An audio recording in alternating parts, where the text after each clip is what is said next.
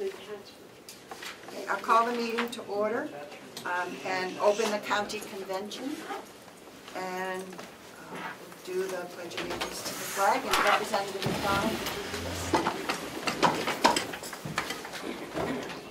I pledge allegiance to the flag of the United States of America and to the republic for which it stands, one nation, under God, indivisible, with liberty and justice for all.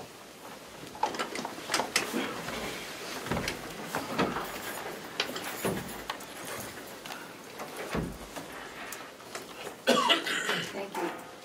I don't see anyone, well, I do see some people. I'd like to start the meetings when we have them with public comment at the beginning of the meeting as well as at the end, so that if people come to the meeting and they would like to say something, they don't have to sit through the entire meeting to do so. So we'll also do public comment at the end for people who come in late. So I'd like to open for public comment. Is there someone here who would like to address the delegation? Seeing none, I'll close public comment. The next item on the agenda is to approve the December 10th, 2018 meeting minutes. Did anyone see any errors or omissions? Motion to accept the minutes as presented, Madam Chair. We have one comment, Representative Butler. It was noted that Representative Bucco nominated you, but it was me. So if we could make that change, I'd appreciate it. Okay, thank you. Alter your amendment to accept with correction? There was no second, so. Second. Second. Okay, all those in favor? Aye. Aye. Thank you. Next on the agenda is the continuing resolution. Would you like to address us, Mr. Costello? Yes, Madam Chairman. I would like to ask the delegation for a continuing resolution so that we can continue to operate the county, pay its bills and so forth, at least through the first quarter until such time as the current year's budget is approved. I think it's in the best interest of everybody to have a resolution. I know that in the past we've just continued on without any sort of formal approval, although I do know that last year we did get a resolution to continue. I certainly understand the process, but I do think it's important that we do have some document that allows us to continue to operate until this current year's budget is approved by the delegation. Thank you. Make a motion? Madam Chair, I'd like to move to adopt a continuing resolution permitting the county to continue spending funds at the 2018 level, pending the approval of the 2019 budget. Second. Is there any discussion, any questions? I think we're going to do a voice vote. All those in favor? Aye. Aye. Opposed? Thank you. Passes. Thank you. And the tax anticipation borrowing? Yes, Madam Chairman and delegation, we want to put our tax anticipation note in place as soon as possible, although we do not necessarily have a need to draw on it at the moment, but I prefer to get it in place as soon as possible. In this current economy, interest rates are rising. As you all probably know, the Fed raised rates December 18th at their last meeting. They gave an indication that the rate's going to increase again in 2019. I have been in contact with our financial institution. I did get an approximation of the rate. However, it's a little higher than what it was last year, which was anticipated and expected. But I would like to lock us in as soon as possible, and I will do that upon everybody's approval and the approval of the 2019 budget. Thank you. Madam Chair, I'd like to move that we authorize the county treasurer to borrow up to $17 million in anticipation of taxes in 2019. Second. Any discussion? Just a question. Yes. Thank you, Madam Chair. Could you just let us know what the percentage rate is right now and what it's going to be? Yeah. What I did is I inquired with no commitment as to what the current rate might be. The tax anticipation is done under a formula method, whereas only a portion of that tax anticipation note is what's called non-taxable to the bank. The other portion of it is taxable to the bank, so we end up with two rates. The current rate, if we were to do this hopefully today, or last week actually, for the non-taxable portion was $205, and the taxable portion was $235. Now that means that the financial institution has to pay income taxes on that interest income, which is why the second rate's higher. The rates this last year was, I believe, 1.69 and 2%. So we can see between a 15 and 18% increase in those rates, with them anticipated to go higher, which is why I think it's important to get this done as soon as possible. Can I ask a question? So, is this a line of credit? Is that what we're doing now? Yes, we do it under a line of credit. We are prohibited from doing what's called arbitrage, which means we took the whole amount and then reinvested it to offset the cost of it. We can no longer do that. And so what we did is we went to the financial institution and said, look, we don't want to use these funds all at once, so we prefer to do it on a line of credit. So we only pay on it as we use it. Thank you. Any other questions? What was the final rate? The final rate he gave? 2.0, excuse me, 2.05 and 2.35. However, please understand that's not the rate we're going to get. That was just an approximation, best guess at that time. Now, when we actually do the TAN, I have some serious conversations with them about the fact we do a lot of business and so forth, so I try to leverage that rate as much as possible. Okay. Any other questions? All those in favor say aye. Aye. Opposed? Thank you. Do we have a motion? Do we need a motion on that? I think I read it. Susan, Susan, Susan yeah, that's gave true. the motion. Okay, thank you. Is it- Do you want a copy of the Yeah, motion? just want to make sure that right, so Melissa can get a good copy. No. You can take it off of here. Do you need that? Right? No, I've got it here. It's okay. You have it there. Okay, we're good. Okay, the next item on the agenda is the IDN discussion. And I believe we have some guests here who are going to speak on that. Good morning. Good morning. We have Henry Lipman and Commissioner Myers here. Right. Right. Do you want to stand up here? Yeah, should I come down there? Is that all right? Sure. Great, thank you. And people in the video will be clearer instead of seeing the back. That'd be fine, thanks.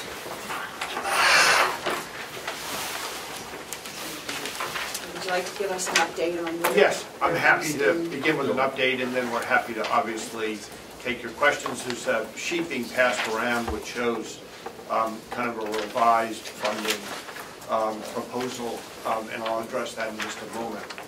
So as of today, every county delegation, except for the Rockingham County Delegation, has acted on the state's request to consider an intergovernmental transfer to support this program.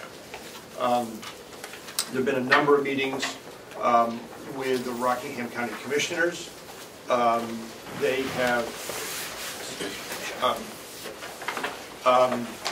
they are meeting again on January 2nd, and I will be there, as will Henry Lippman, the Medicaid Director, and others as well.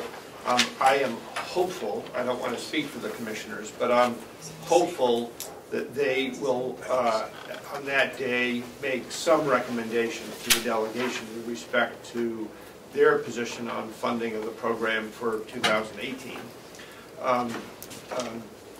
And then I've been told by Norm Major, Representative Major, who's the chairman of the Rockingham County Delegation, that should the commissioners make a recommendation for funding, that he would then notice a meeting, I think 5 or 6 days later, and call the delegation together to take up the issue of this. I have not asked any county to transfer, that has already approved money, to transfer any money to us, because I promised all the counties at the beginning that I would wait until every county delegation had acted, and that we knew whether all the counties were in or whether one or more counties were not in, because that could potentially impact the program.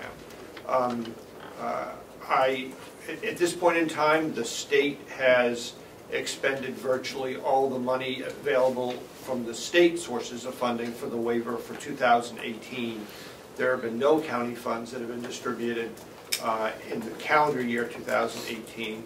So I am hopeful that Rockingham will act in the next couple of weeks at the latest. And if that's successful, that we'll be able to then push out that money.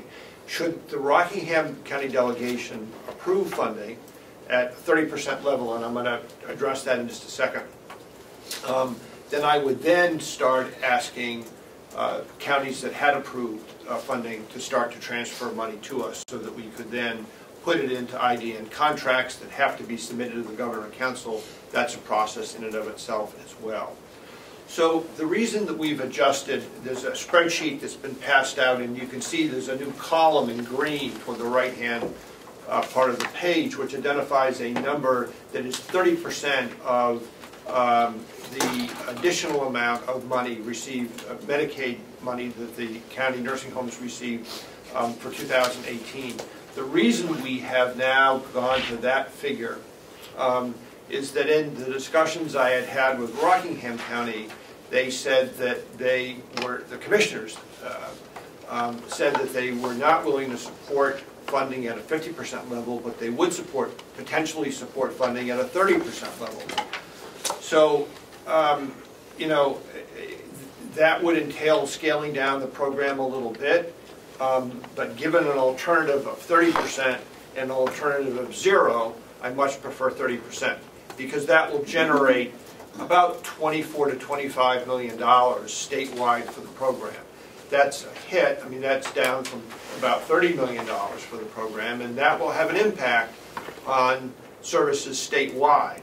However, having $24 to $25 million available will still allow the program to go forward. So in an effort to meet the position expressed to me by a couple of the Rockingham County Commissioners that they would certainly not support any more than 30%, I scaled the program down a little bit to get it going. I'm hopeful, obviously, that if this does go forward, then we can revisit this next year, and we can all have discussion next year about what the appropriate funding level is. And in that regard, I'll just make one comment that it would be helpful to the state if the counties were all to meet together and talk to one another about how they best see the allocation of the funding. You know, that would be something that would be worthwhile. I'm not trying to prescribe how this allocation is done across the state among the 10 counties. I think it'd be great if the counties would work together, either through the Association of Counties or otherwise, next year, and talk about how it might be allocated. And I can certainly help facilitate those conversations if desired. But in terms of this year, I have to be honest with you, we're kind of getting down to the end. That if my concern is that if we don't move forward quickly, then the money that was received by counties in 2018 for their Medicaid costs at the nursing homes are still going to be on their books, and then the budget starts getting talked about for 19, and some counties may make different decisions about, you know, available resources. So I'm hoping that Rockingham acts quickly. If they do, and if they do positively, then I'll start reaching out, as I just said, asking for the transfer of those funds. So I'll stop for a moment. If folks have questions, I'm happy to address them. Thank you, Madam Chair. Thank you for taking my question. And I'm hoping that you'll just take a minute or so to give us an overview for people who are watching, people in the public, and Sure. people who may have forgotten just what the program is and what the services we're talking about impacting are. Yeah, I'm happy to do that. So this is a funding opportunity made available to the state by the federal government, by the Centers for Medicare and Medicaid Services, that was negotiated toward the end of 2015. It became effective in January of 2016. And what the program does is basically provide for new federal matching funds for both state and county healthcare expenditures that are not normally matchable under the Medicaid program. And this program is designed to provide additional substance misuse disorder services and additional mental health services to Medicaid-eligible individuals across the state of New Hampshire on top of what other funding already exists. And it is particularly focused on integrating mental health and substance use disorder services into primary care practices, so that when an individual goes to their primary care doctor and either they or maybe a family member has either a mental health need or a substance misuse disorder need, that they're not sent away to some other provider, that they're able to access those services there. It's also meant to kind of bridge the gap and provide social services to individuals who are coming out of a county house of corrections, for example, and they're back in the community and they have a transportation need or a housing need, and if those needs aren't fulfilled, then they may end up back potentially in the house of corrections. Again, for people coming out of a residential treatment program, people coming out of a nursing home, the federal government allows providers in the state to use these funds in a very flexible manner that Medicaid dollars typically are not allowed to be used for. May I ask a follow-up question? Yes. Thank you. Thank you. So can you briefly explain what money we're talking about? Some money comes from here and it goes to there, and then it goes, some of it goes back to there. Can you help me with that? Sure. Yeah. So when the waiver was put together, we identified certain state general funded programs. There are emergency mental health services. There are other types of public health services, tobacco cessation programs, all kinds of programs within the department that are not normally matched by the federal government, by the Medicaid program. And that was about $10 million worth. And so we identified those programs, and those programs now are matched, and that $10 million goes toward the services that are set up in the waiver.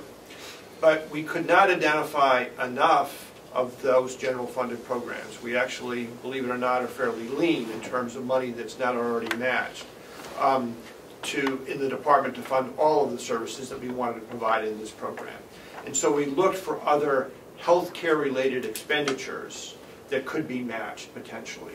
And what we identified were Medicaid costs, allowable Medicaid costs within the county nursing homes, across the 11 nursing homes across the state, that were not already matched because of the so-called budget neutrality factor.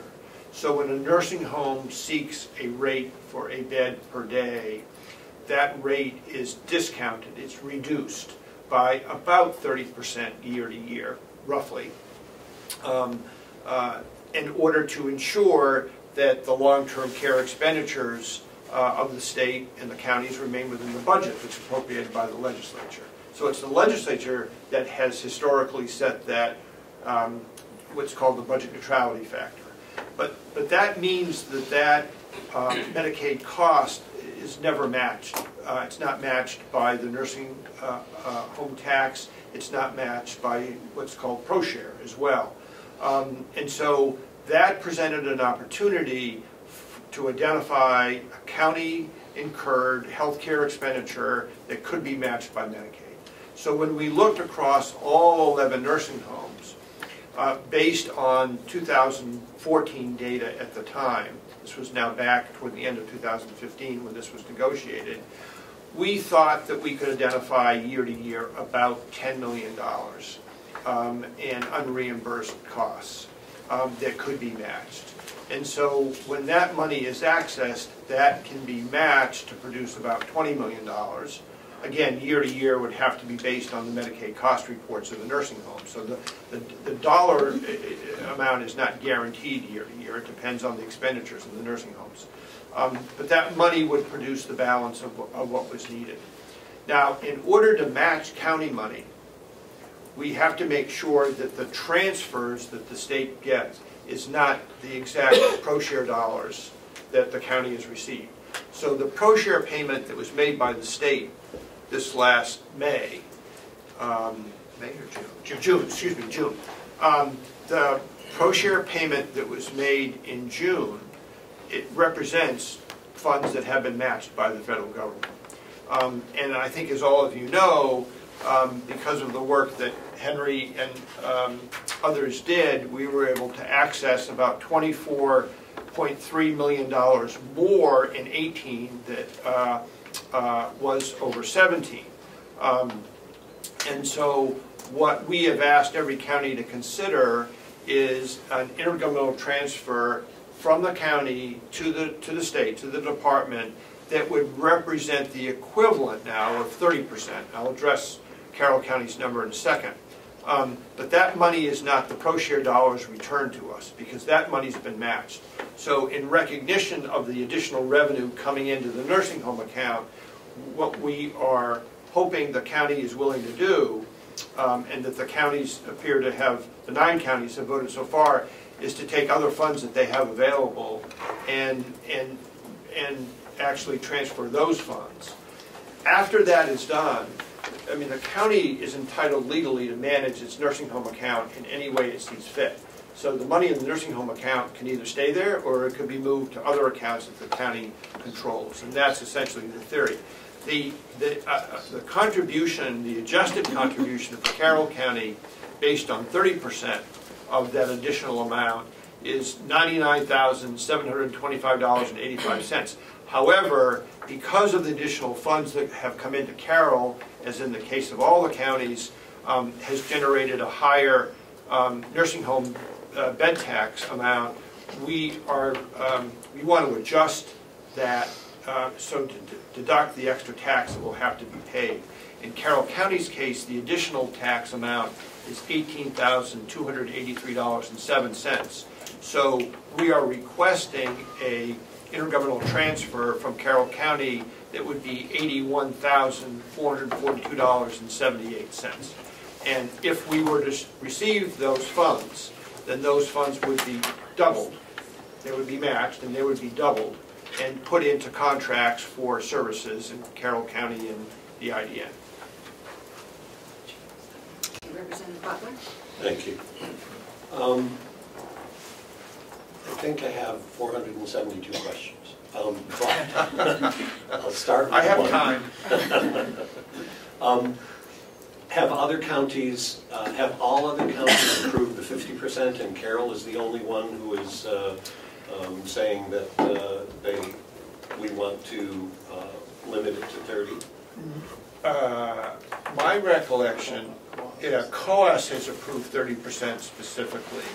The other counties are all 50, but the request that I think the department, once Rockingham acts, if Rockingham acts positively, then the request of the department would be at the 30% level. If any county, and we've been approached by a couple of counties, asking what would we do with the extra funds, that is the difference between the 30% and the 50%, if the county wished to provide those funds.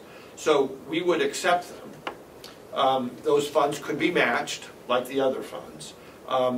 And it's up really to the governing board of the IDN to allocate how those monies are spent. As I've said, I think before here and elsewhere around the state, the department is making a decision about how the monies are spent.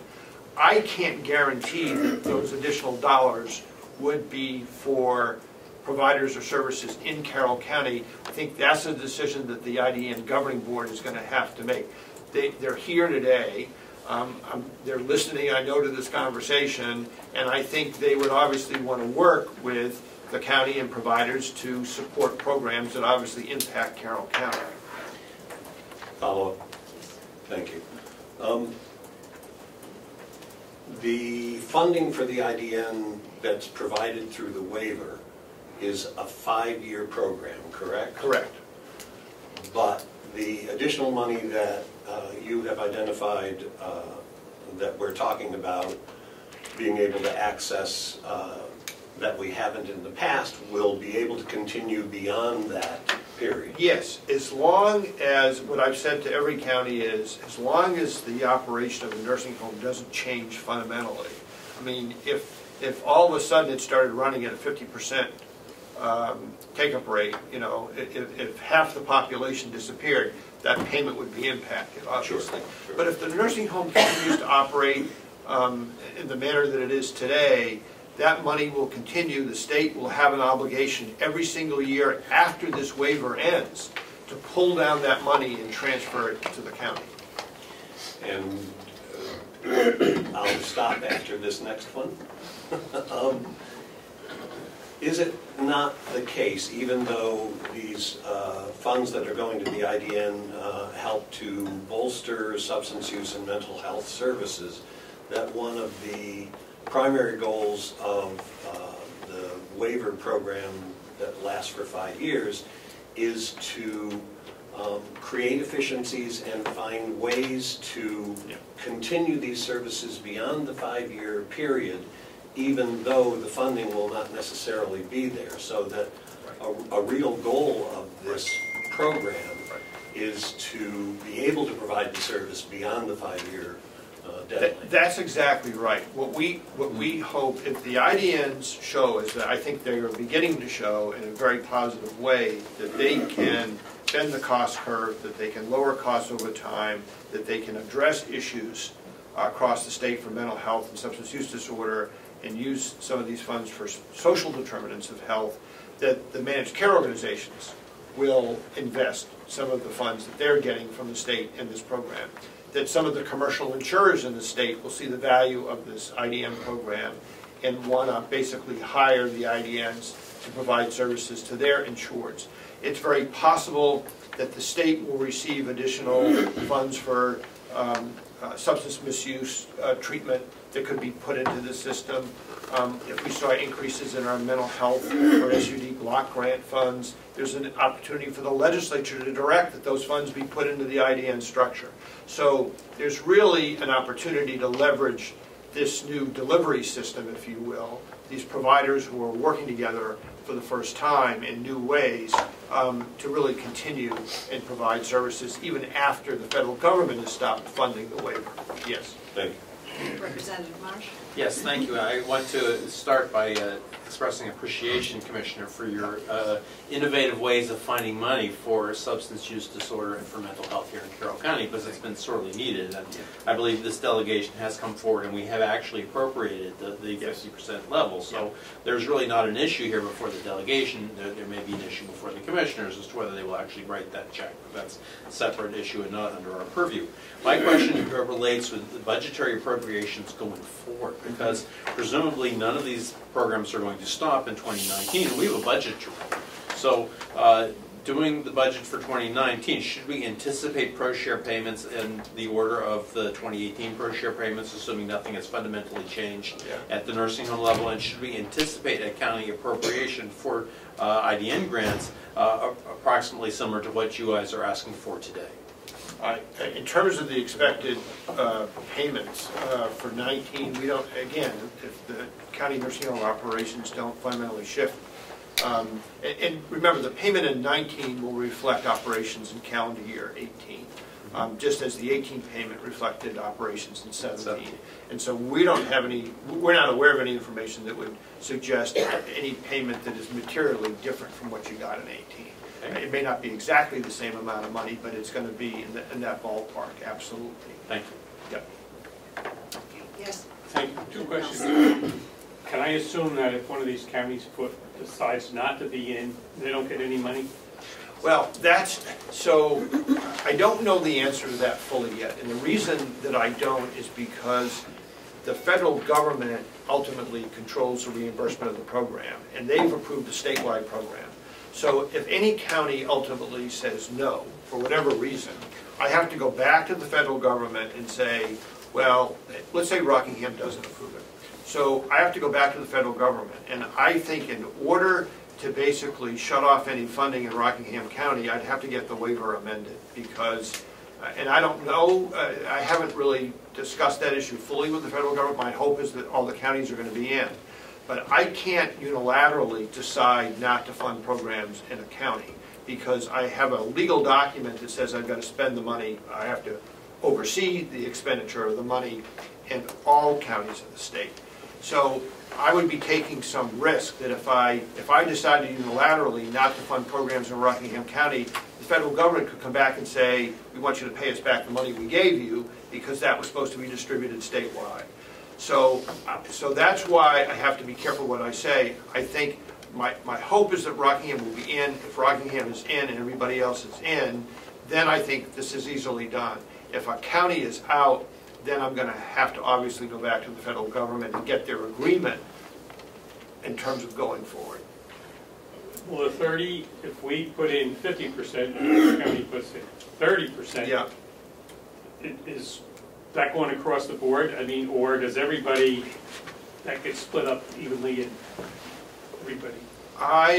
Again, that's an issue that I need to really confirm with the federal government. I don't see anything in the waiver that would prevent the IDN governing boards from targeting, making decisions about programs about what they're going to fund locally. So, but again, I would want to make sure that the federal government understood and accepted that principle so that they don't come back to the state after the fact and say, hey, we didn't approve that differential, so you got to pay us back our matching funds. I want to make sure that no one has any risk here as we go forward. One more, Madam Chairman. In essence, are we subsidizing forever the IDNs? Does this become a program that forever they're going to expect us to give $40,000 to one agency, or whatever the number happens to be? That's certainly not my position at all. Again, my hope is that when this program demonstrates its effectiveness, that other sources of funding that are not county funds, that are not general funds from the legislature, the legislature would be free to appropriate money if it wished to, but that there are MCO funds, managed care organization funds, there are commercial insurer funds, there may be block grants and other federal funds that we could tap into that would fund this program.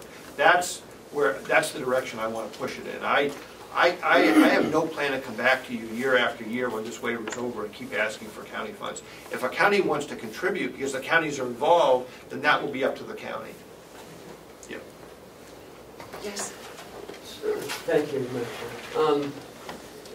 Commissioner Myers, I do have two questions, and they're two totally different questions. So I'll start with question number one. Sure. Why funding it off the back of the county nursing home?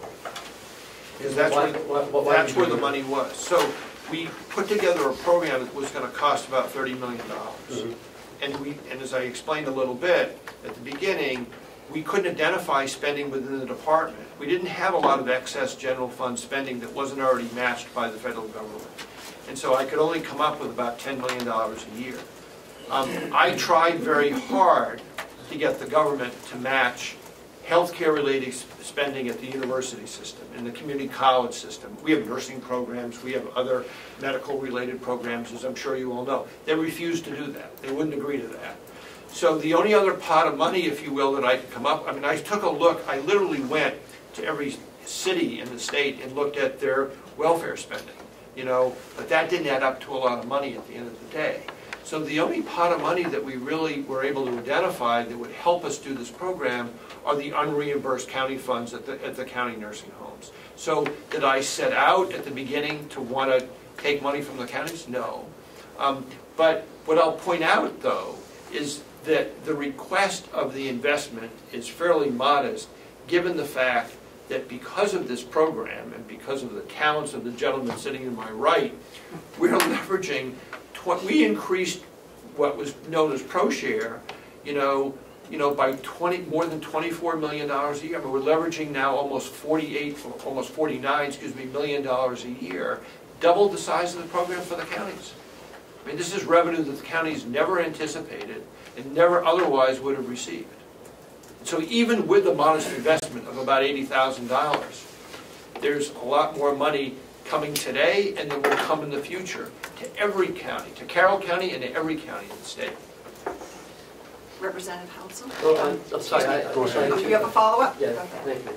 So, can you talk about what's happening up in Coas County? Because they're in the same boat we are. Well, Possibly.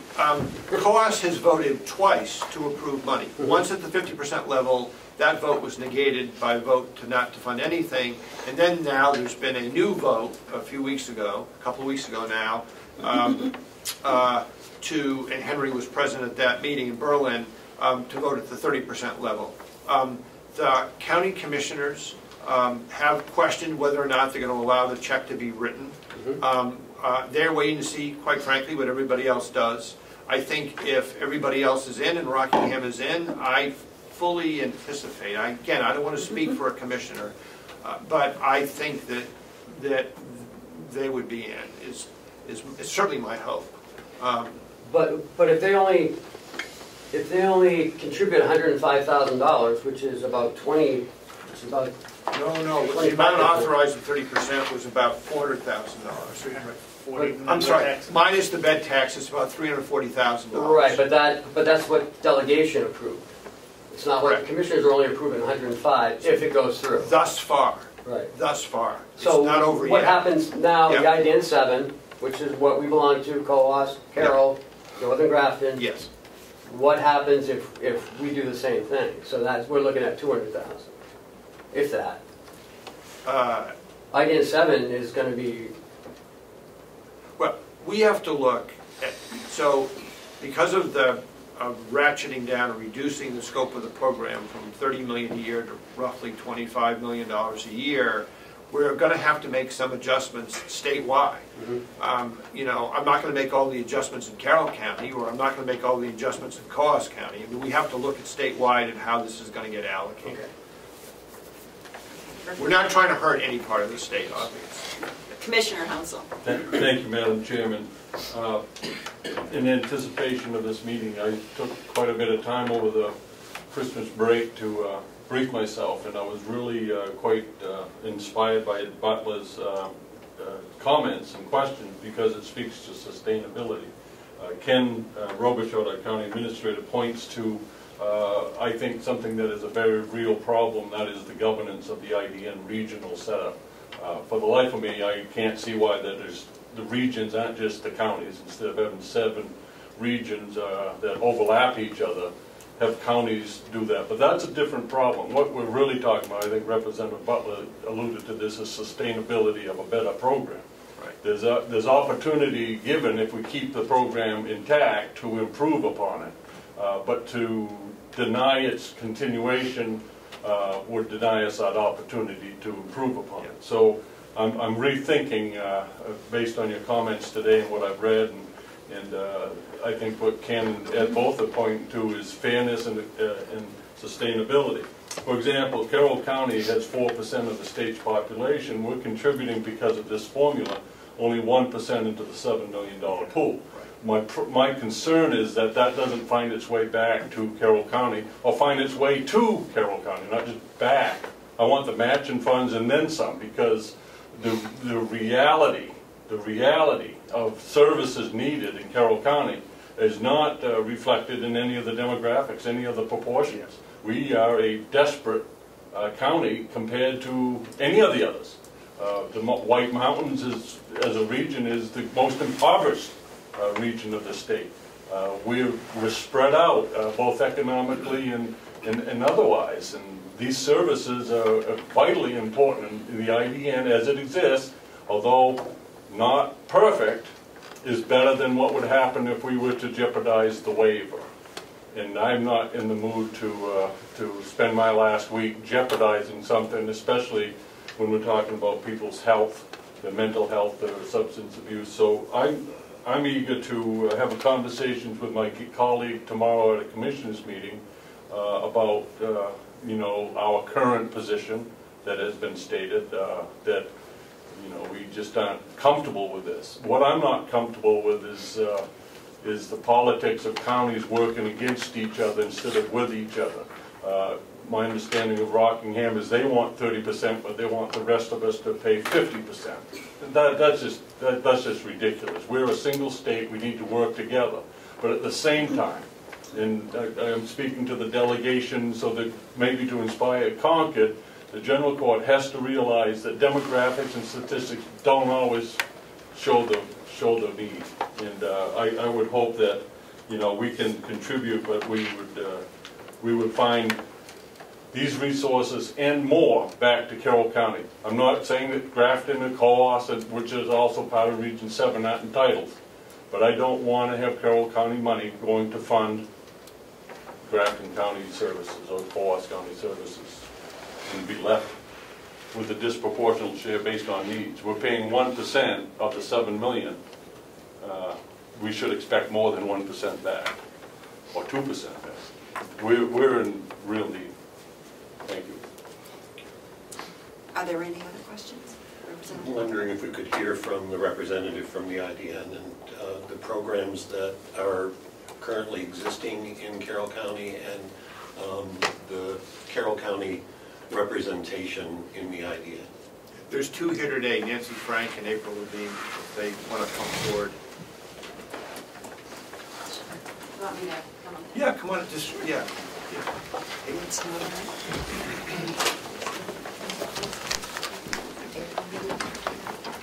Yeah, come on up. Go right ahead. Thank you. My name is Nancy Frank. I'm the CEO of the North Country Health Consortium. And April Madron was with me also from the consortium. We both work with the IDN.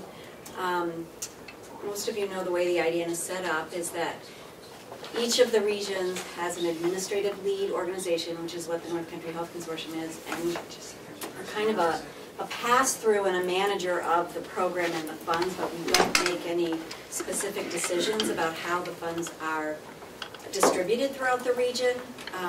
That is really handled through various committees, including a steering committee that we have at the IDN 7 sort of management level. That steering committee is made up of members of all of the counties that participate in our IDN.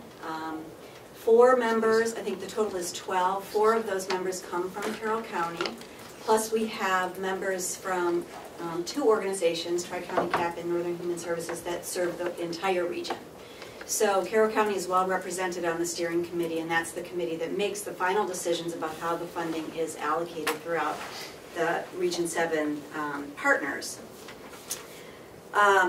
So the partners in Carroll County that belong to Region 7 include Huggins Hospital, Memorial Hospital, Whitehorse Addiction Center, White Mountain Community Health Center, Mount Washington Valley Supports Recovery, Saco River Medical, Service Link, Carroll County Corrections, Northern Human Services, Granite State Independent Living, and Tri-County CAP. And many of those organizations are now working together in new collaborations and relationships using IDN funds to help them deliver services in kind of a different way and in a new way, and putting systems together that address mental health and substance use disorder and primary care services. I think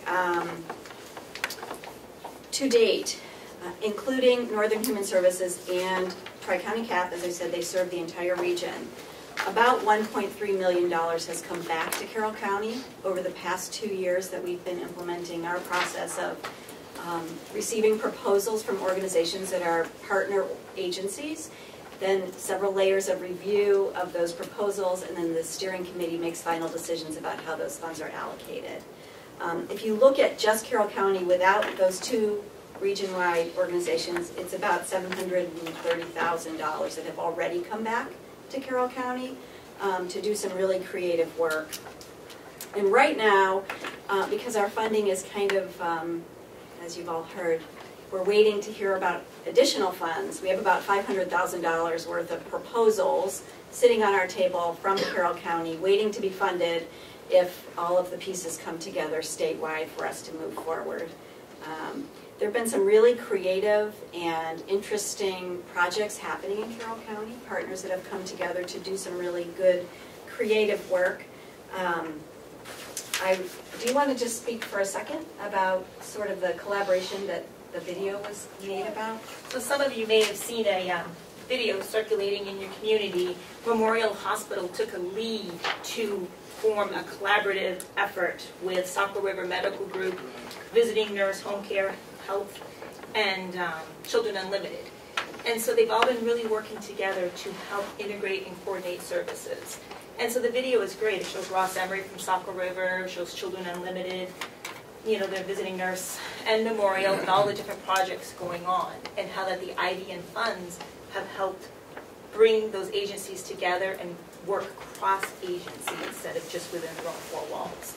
So I really would encourage, if you haven't seen that video, to reach out to us, and we're happy to give you the links. You can see it. But that is very exciting, and they do have funding on the table that has not yet been approved. It's been approved, just waiting for funds to come through to continue that work. And I would say that these funds have not only allowed these organizations to work creatively in new ways together, but it has helped them increase their workforce. Many organizations in Carroll County have been able to hire either primary care practitioners or behavioral health practitioners to be part of their organizations. It's expanded ability between organizations to help coordinate care so that patients and clients see more of a seamless system as they move through the system, accessing services.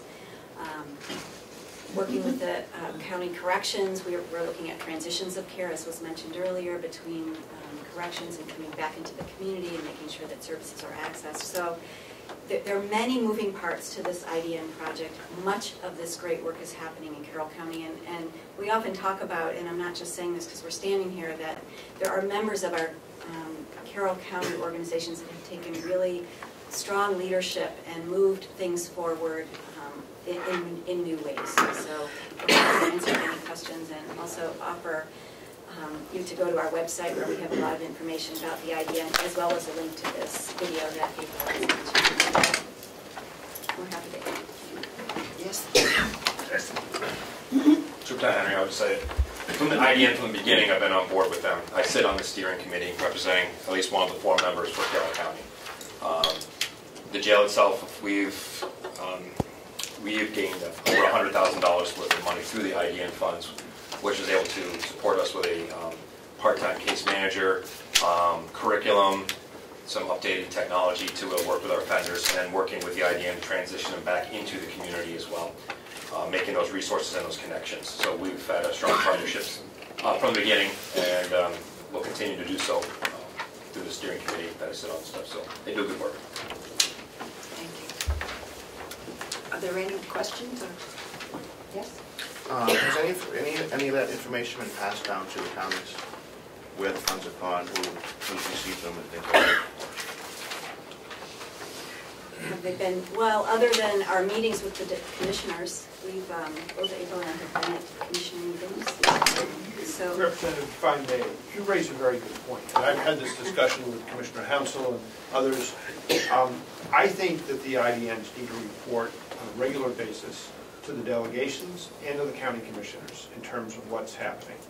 And I'm going to be asking them, and we'll put in their contracts, if this money does come forward and we put new contracts before the council, I'll be amending those contracts to require quarterly reports by the IDNs in terms of the number of people in the counties getting services, the number of providers that are involved, who those providers are, and other information that I think both the delegation and the county commissioners should have on a regular basis. So I've heard everybody loud and clear on that issue.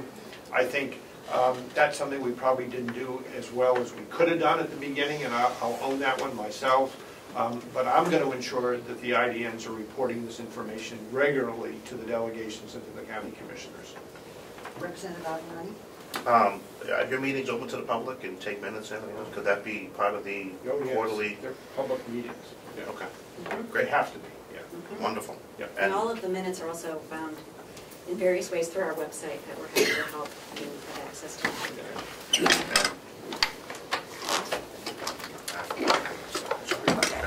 Thank you. Commissioner Hounsel? I have a kind of an interesting question, and I want to take advantage of the Commissioner and Mr. Lippman here. The more I hear, the more I like. I really appreciate what you said about the quarterly reports. Because that's been a missing element that it kind of, I won't say raises suspicion, but just kind of leaves people scratching their heads. And I'm very happy to, again, hear the list of people who are participating from Carroll County and IDN 7. But there still remains, the inequity in governance. So I'm going to go outside the box a little bit here. because the commissioners are going to talk about this tomorrow.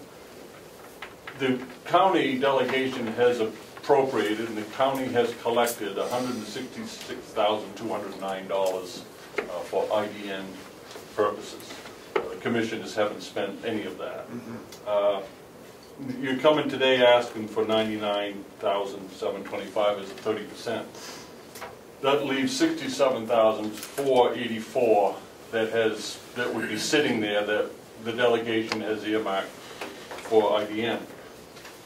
Is there opportunity for Carroll County to go along with the 30% level, put that in the pool of money, get our share as we have to fight for it, if you will, but also write another check for the $67,484 to the IDN program, earmarked in its entirety, with its matching funds in its entirety for Carroll County only?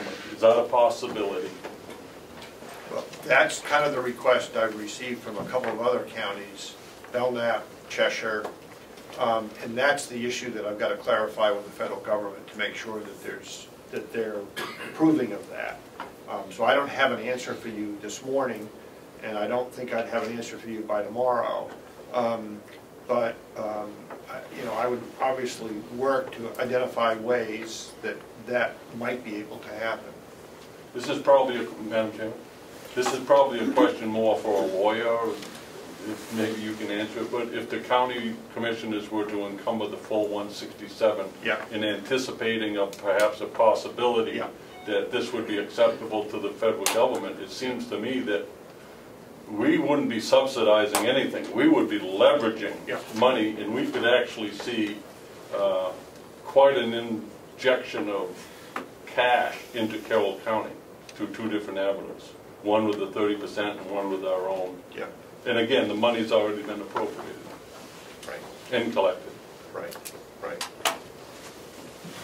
I mean, for the state's standpoint, I'm happy to agree and represent that we, first of all, that to the extent that any money was encumbered, that we would not request a transfer of any funds until we certainly know what Rockingham is going to do and COS is going to do, so that everybody's knowledgeable about that. And I'm happy to report back on how those extra funds could lawfully be used. Thank you. Thank you, Madam Chair. Yes, Are we locked into a long commitment to do this? So for example, next year we find out that Rockingham is not involved. Will we back out? We're doing this the following year because you're abusing us? Using us, maybe that's a better word. No, you're not locked into any commitment. No. Thank you. Thank you. Yes, what was it? A philosophical question. How could we encumber those funds without a bill? That's the only question I have for the administrator. We currently have a bill. We have a commitment from the state, so this is a commitment. I believe it could be encumbered that way. Just want to make sure that we're abiding by what we need to. Sure. And I just got verification from our comptroller that would be okay. Representative Butler. Our vote to support the request at 50% still stands. Is that correct? Thank you. Thank you, Madam Chair. I have some process confusion. So the money was appropriated. It's been collected. There was a previous vote approving our participation at 50%. And what is needed of the delegation today? If we do nothing, then the 50% commitment stands. Or another option would be for the delegation to withdraw that. I'm not suggesting it, I'm just laying out the options here. And then the other option would be for the delegation to approve at 30%, Are those the questions we have before us right now? Any questions for us? Yes, Representative Butler. Thank you. My thought is that this has been important for us to learn more but hopefully to encourage the commissioners to reinvest in the process and know that the delegation still supports our initial vote. Commissioner Hansen? Well, I'm going to be gone in a week, and I certainly don't want to be left being a part of something that could, you know, I'm tired of the federal government shutting down government and weaponizing services. I'm tired of it, and I don't want to see the state fall into a similar trap. You know, this IDN program, such as it is, it needs fixing. To not go forward with it this time is in fact weaponizing services. We have an opportunity to go forward, and I have changed my position. We'll have a commissioners meeting. We haven't talked about it. It would have been appropriate if we had. But I think that everything is in place. You have raised the money. It's pretty hard to not go along with it based on today's presentation and everything else. The needs are real. I don't know where else we can maybe get as much as $500,000 to help these agencies for the short money that has already, again, been raised and appropriate. I think the delegation's questions is going to be, how can you make it better in 2019? How can you know, what levels do you want to fund, 30, 50%? But I'm seeing this as a wonderful opportunity, and I hadn't seen that until just recently. I will be urging my colleagues to support it. I don't want to put them on the spot. I'm not speaking for the board. I'm just speaking for myself. I think it's an opportunity too good to pass up at this point. Yes. I think we have from what Commissioner Hansen was saying, how they may want to do it, give the IDN, what were you saying, another 30%? Go with that 30%, but to have a 20%, which is the total appropriation, sit there encumbered, waiting for the answer to whether or not this can be dedicated solely to Carroll County instead of all of Region 7. I understand the Region 7 is going into the pool. This way, you know, we're not bound by the politics of Rockingham County or Coos County, anywhere else. We're looking at ourselves and seeing an opportunity that serves us. My concern remains that the demographics are not looked at correctly, and that people do not really, in state government, do not really understand the dire straits that the citizens of Carroll County are in. Okay. So again, you're sending the money back to the IDN, the full $166,200. I do it in 2 checks. I would send it, Madam Chair, this is a conversation. Well, we're out of the conversation. Would the convention consider that as part of the, as the commissioners move? That's a question I have. Can we do a conditional? Is that something that's... The commissioners can. Yes. Just for clarification, Madam Chair. Clarification. The motion and approval of the last meeting when we approved the 50% is pretty clear. If the commissioners wish to hash it out with themselves, I don't think it's beyond our purview of how they spend the money. Precisely. Are there any other questions? Yes. My question, Madam Chairman, for the commission would be, are you guaranteeing that whether we give 30% or 50% back, it will be matched? Yes, absolutely. Whatever amount is given will be matched. Yes, I can guarantee it will be matched. That was my... Thank you. Thank you, Madam Chairman. Mr. Commissioner, part of the discussion has been, yes, they'll guarantee it, but only after we've made the purchase. Will they guarantee it before we make the purchase? Well, the way, yeah, the process by which the money is matched is that when we get these transfers, as I said, they'll be put into contracts that go through the Government Council, and then we submit a form, which is called a CMS 64 form, and we claim the match on that form. And what the federal government does is put more of their money into the account that we have access to. So we are able to draw down directly those additional matching funds. That's how it physically works. I would just add what the when the funds are transferred to the IDN, they're matched funds. We don't do like a piece at a time. It's Right. fully matched at the time it goes to the IDN. Thank you. Are there any other questions for Commissioner? Thank you for coming. Thank you. We thank Madam you Chairman, thank you for very having us here today. I Well, we appreciate truly the opportunity. appreciate it. Yeah, I think we all understand it a whole lot better. We Great. do have a lot of new members, so it's really, understood. Thank you so much. so thank you. Yeah. Thanks. Yes.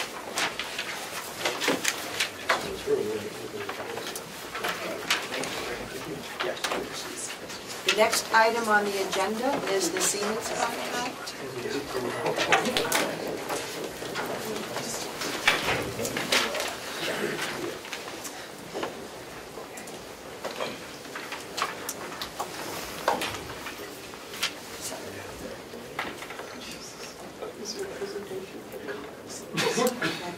Is this someone going to talk about the Siemens contract? And you have any? About what? The Siemens Oh, yes. contract? I'm sorry. That's okay. So we're here today to again talk about the Siemens contract. I did a presentation at orientation a couple weeks ago to the new members.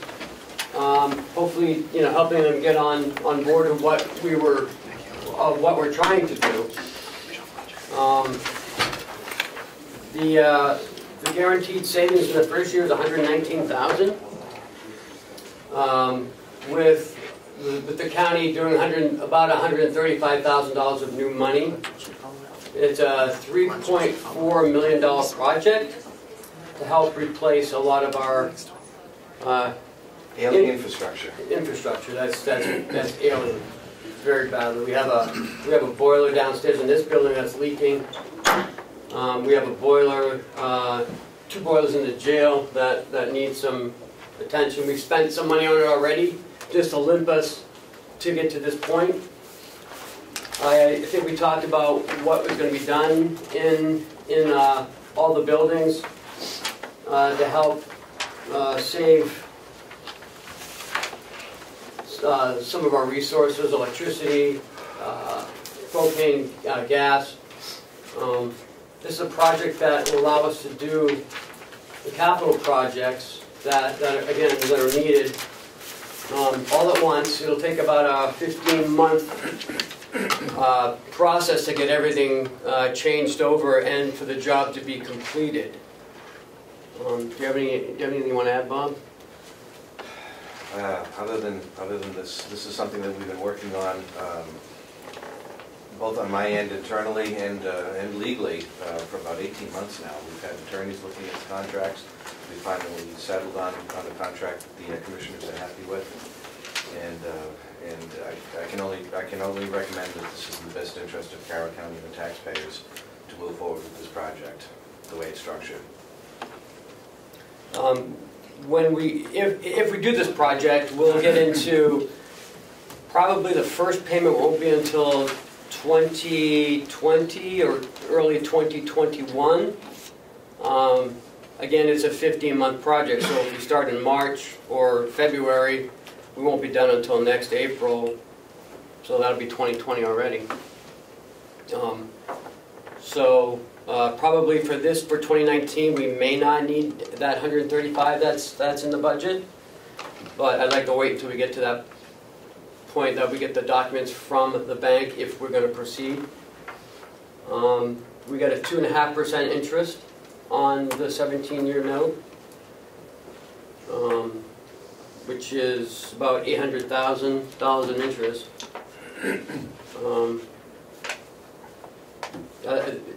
That's about all I can, without rehashing it all over again.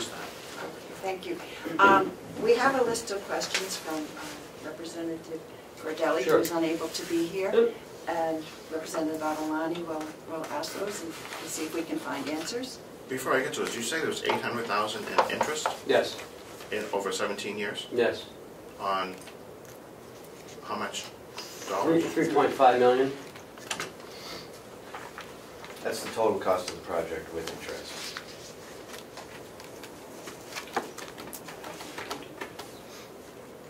Okay, I'll get back to that. The agreement on page 13, client responsibilities. I'm just going to read it. Furnish Siemens with blueprints, surveys, legal descriptions, waste management plans, and all other available information pertinent to the work in any facility where work is to be performed as may be reasonably requested by Siemens. Does that include blueprints of the jail? No. Security and stuff like that? No. Nursing home, there'll be no schematics. interactions All or they're anything like getting that? all they're getting is schematics of the boilers, of the lines. Yeah, they've already done their homework. They've already got the designs in place. They're just waiting to move forward. We're not going to. If there's a security, is it a security concern? Yeah, if there's a security concern, there really is not. They don't have intimate details of how the jail is constructed. They have intimate details of how the HVAC system works. That's all they need. Okay, I just want to make sure. Okay. I can add further than that, but Bob and my maintenance director over there, Joe, have worked with both of them. And if this project goes through, there's already access points that will keep them away from anything that has to do with security and that they can get around in the building and take care of all this with minimal impact to us. Great, and that'll also be at the nursing home as well? Minimal Yes. impact for patients, Yes. services, and everything else? Yeah, there's really not going to be, other than some control work, they're going to be doing some wiring and thermostats in resident rooms. That's really going to be about the impact that the residents are going to see. And, some, and lighting. Nothing major. I like to hear that. Article 1, payment for scope of work, 1.1 is the price. I think you already answered that. The payment schedule, Exhibit B, Table B, .1, estimated FIM work payment schedule, 40% of the total project to be paid by February of 2019. No, No, that timeline is going to change based on the permission that we get today to move forward with the project. That whole timeline will be adjusted accordingly. So it'll still be the same timeline, but the same payment schedule? 40% front-loaded on the contract? Same timeline, same payment schedule. Different timeline, payment schedule is the same. So you're front-loading the contract? No. Whatever they said.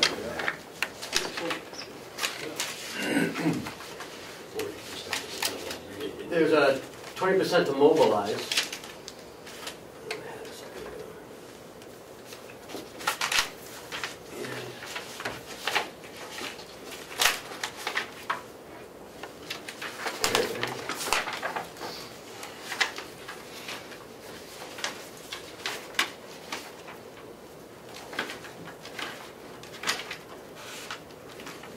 What page is that you said?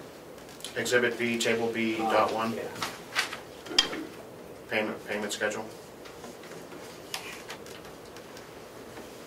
If you have other questions, you can go on it and I'll find it.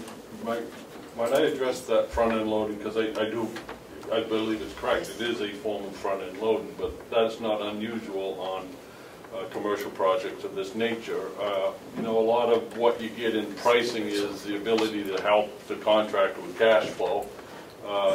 One should be careful whenever they front-end load, and that goes to the reputation of the contractor that you have. I looked at that, I considered the ratios. I believe they did adjust them somewhat from our first concerns, but you know, it's part of doing business. What you have to have in place is what we have in place, and that is a clerk of the work, Bob Murray, who I found to be excellent in his eyes and his professionalism to make sure that the work is getting done on schedule. It's at that point where you can file objections under the terms of the contract, but I think the payment schedule is reasonably reflective of the industry. But it is a form of front-end loading. And it's been reviewed by the attorneys and everybody's on board. Representative Nelson? Thank you, Madam Chairman. I'm not sure it's even legal anymore, but how about thermal heat at the high school put in Kingswood, went into a thermal heat from underground, pulled up the water and all that. Was that considered? No, we didn't address geothermal. It would have been far too expensive. It's very expensive. So going back to the exhibit, we've got the mobilization, which is a 10% or 344,000 to mobilize. The next month there is a 14% payment. The third month is 17% payment, and then the following month of that is 10%, and there goes 10% until you get to 3 months before the end, and then it drops to 4%, 3%, 2%. So they're about a 10% payment per month, except for the first 2 months. It's a 14 and 17 respectively. That's based on work. That's based on work, right? Thank you. Representative. So we were prepaying for services, prepaying for work then? Well, yeah, they have to buy the stuff. I mean, they have to get the equipment to come in. There is a significant investment on their part to purchase materials. I mean, I think that's common with any contract that you do. You buy a piece of kitchen equipment, I think they usually require a certain percentage down. Half down. Cash? I'm sure that if you wanted to pay Siemens cash, they would work out a deal. Thank you. One more question. With the changes in technology, just thinking of LED lights, who knows what's going to be in place 10 years from now? And I'm sure they don't know, we don't know, but this may be old technology that they're putting in. Well, it's a good subject because just 7 years ago, all the fluorescent lighting in this building was upgraded, thinking that that was the best technology. But they've demonstrated, and the price of LEDs have come down so much, they've demonstrated a huge, huge savings already, and just in the 7 years by converting everything to LEDs. Justifying it. There's no way we can't have the discussion. Did you have another question, Representative Avaloni? I just Right, are we done with comments? Yeah, we're all set with comments. Okay. Representative Butler. Thank you. The wonder that I have had is, we're guaranteed savings, but I have never seen a contract where the contractor loses. So, the guaranteed savings are based on today. And we're going into this with our eyes wide open that the guaranteed savings are on paper and not likely to be fully realized. Is that the case? Well, I think it's the other way around, to be honest with you. They're hedging a bet. They're saying that we're going to save X amount of dollars, and knowing that they're going to be conservative, they want to meet their mark because they don't want to have to pay us back.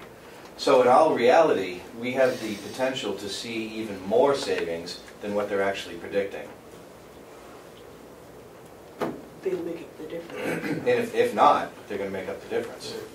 They're guaranteeing that. Thank you, question. Before we forget, Representative Avaloni. Are you taking out a bond and we're going to take the money out all at once? No. Or is it going to be a line of credit that we can go after and pay as we use it, and maybe get some of the interest down?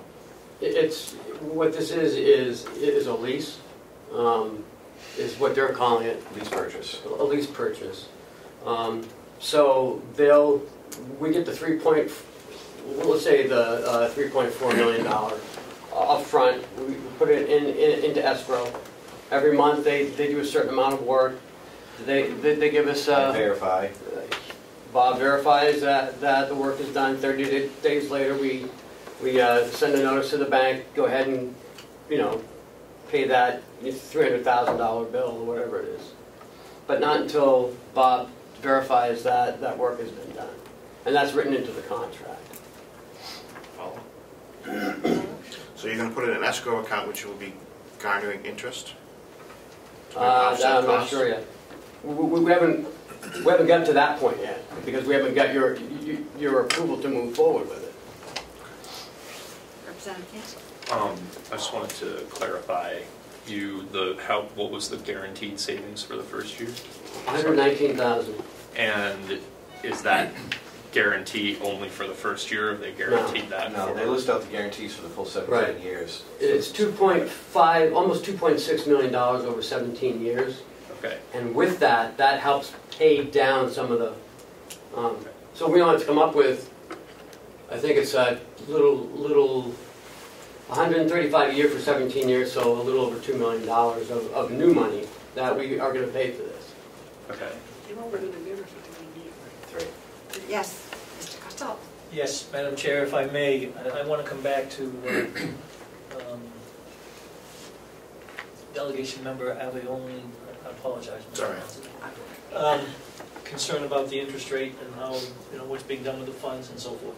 I want the delegation to understand that anything we do with the financial institution, we take into account all of those factors and issues to make sure that we get the best out of them that we can.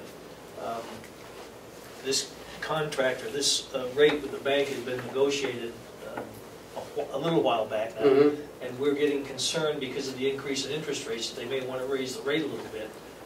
And I don't tell this to the delegation to push you along to make your decision on this, but I want you to be aware of that fact that if we drag this out, so to speak, that may be a factor for us. So that's of course going to impact some of our savings too.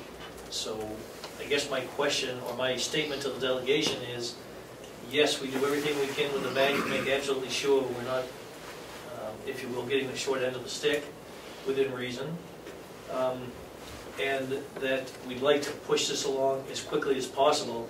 We have already expended some dollars to, as they indicated, to do what I'll call the Band-Aid approach, hoping that we get this contract resolved very quickly, because we do have some items that are, I guess the term I would use, are on the edge, and we're going to have some major expenses if we don't do this very soon. So, again, just want the delegation to realize that, yeah, we're watching out for all of that. Thank you. And to emphasize that, just because we're pushing this along at the last minute doesn't mean that we haven't done our homework. Right. This has been, like I said, we've been working on this for almost 2 years, and we brought legal representation and brought counsel in to review these contracts. So we are ready to move forward.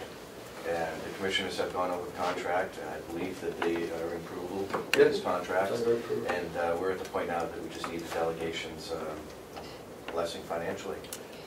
Thank you. I think we've seen too this winter that our infrastructure, with the crumbling infrastructure, that we're running into some high costs.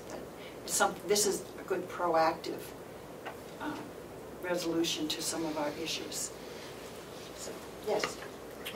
Question for the treasurer. Are you going to put that in an offsetting account so we can offset some of the interest costs? Well, again, the account is going to be set up by the bank.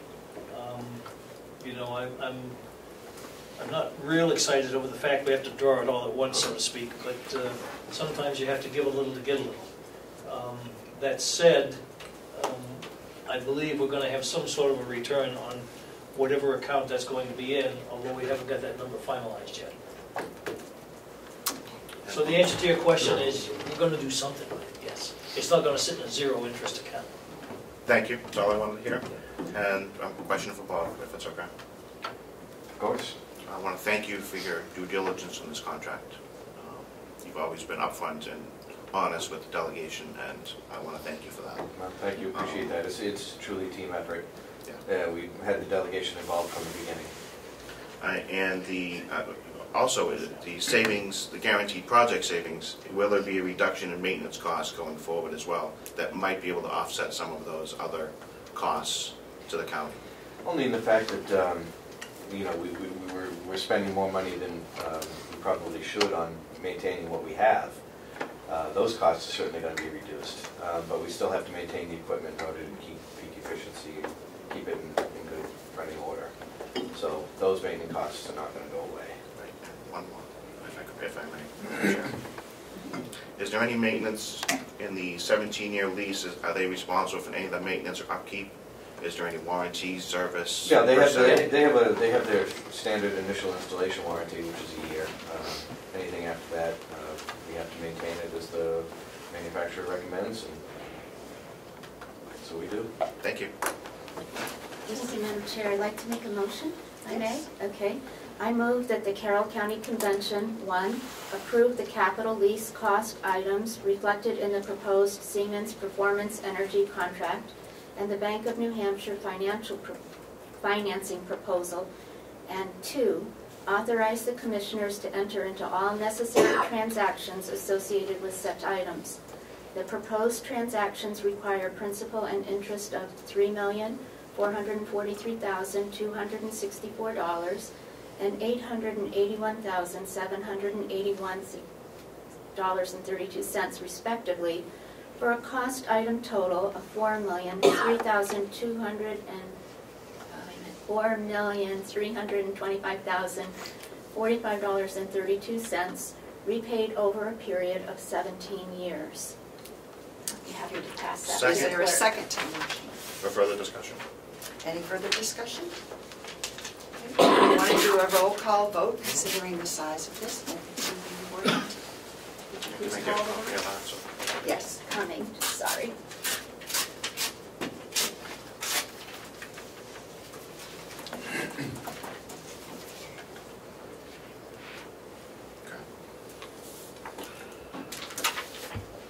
Everybody clear on the motion? It is two parts. One motion.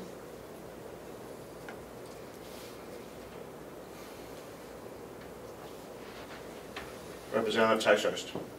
Yes. Yes. I will vote yes. Representative Bucco is not here. Representative Burrows. Yes. Representative Butler. Aye. Yes. Sorry, Warren. Representative Crawford. Yes. Representative Kanzler. Yes. Representative MacDonald. Yes. Representative Marsh. Yes. Representative Nelson. Yes. My vote is And the unanimous for the members that are here and the chair. Yes. So the motion carries. Thank you. Thank you for all of your work. We certainly appreciate it, and for your patience with us. Thank you very much. I look forward to moving forward. Thank you. Thank you on behalf of the jail team. Okay, number 9 is actually there's a typo there, that's the 2019 financial audit. And Representative Cordelli asked to be phoned in for this phone call. And could you please help us out? Just for a show, because you know how to drive the phone, and Melissa is not here today. Melissa was unable to be with us today because she works several jobs, 3 jobs, and she normally saves Mondays for us and could not change her schedule.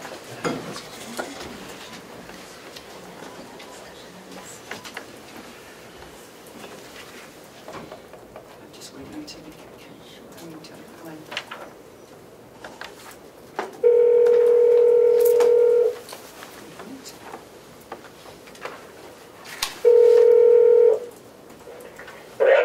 Hello, we're calling you from the county delegation. You wish to be part of this discussion? Yes, thank you. Okay, thank you. Good morning, Glenn. Good morning. Morning. Earlier for him. Okay, would you please make a motion? I'm in Denver from Boston, Texas. In Denver?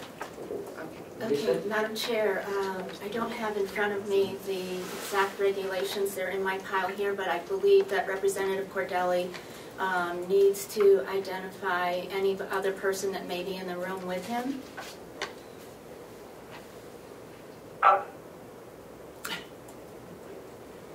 I think she. I can't hear. We can't hear you. Can you be? Are you in a spot that you can park? I can hear you a little bit better now. There we go. Okay, we can hear you better as well. Apparently, the RSA say you have to identify someone who is in the room, who would be in the room with you today. If there's someone you know. Actually, I think it's the members in this room, Madam Chair. The members.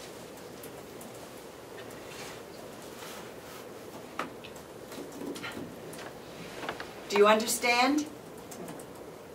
I think we lost I'm not sure what you're saying. I have to know someone in the room when you to confirm. Just to confirm that you know who is here, or someone who would be here, to confirm who you are. Yes. Can someone confirm that I'm Glenn Cordelli? So moved, Madam Chair. Yes. Yes. Okay, thank you. Would you like to make the motion? Yes, Madam Chair. Apologize, give me just a second. Okay, Madam Chair, I would like to move to authorize the commissioners to engage the services of Melanson and Heath to complete the Carroll County 2018 audit. Second. Okay. I'm sorry. Second? Yeah, but that's right. That's a second, I okay. was typing. Thanks, Ed. Thank you. You know what it's Thank like. Is there any discussion? Yes. Go for it. I believe that would be, I'm strongly opposed to the motion to contract with Mellons and Mead for financial audit for 3 reasons. Primarily, they have ignored the RSA. You started out, Madam Chair, by reading from the RSA. Well, we can do the same thing in relation to audits. Audits have not been done in a timely fashion as required by the RSA. It is nearly 2019. To my knowledge, we still don't have the management letter. The audit last year for 2016 was not completed until November, December time frame as well. It is inconceivable to me that a financial auditing firm would take 8 or 9 months to complete a financial audit of the books. Secondly, RSA, quoting from RSA 28:3-A, the RSA states that the audit shall include an examination for conformance with state and federal laws. And the last time that the delegation met with this auditing firm, they indicated they did not and do not examine conformance to state law in violation of the RSA. Thirdly, the same RSA 28:3-A says that the auditor shall also include an examination of any subject of county finances that may be requested either by the commissioners, by the county convention, or by the treasurer. They have refused to examine any area requested by this delegation without exorbitant additional fees being paid above the quoted audit cost. I think it is a dereliction of the duty of this delegation to contract with a firm that so blatantly violates state law.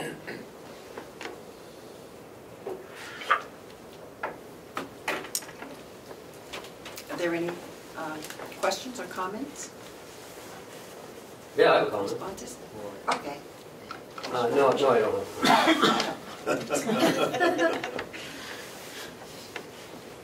Yes, Representative Butler. Could I ask the administrator to have a comment? Yes.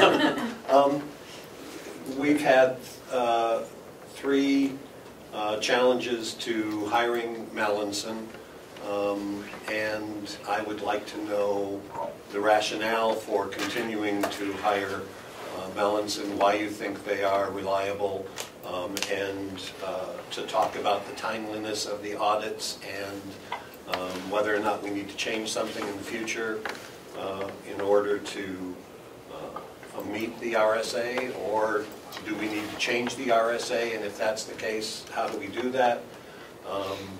There are, reasonable challenges. Can you respond to them, please? Absolutely. So, last year, the audit wasn't started until we got with the delegation. We sent the request out February 1st.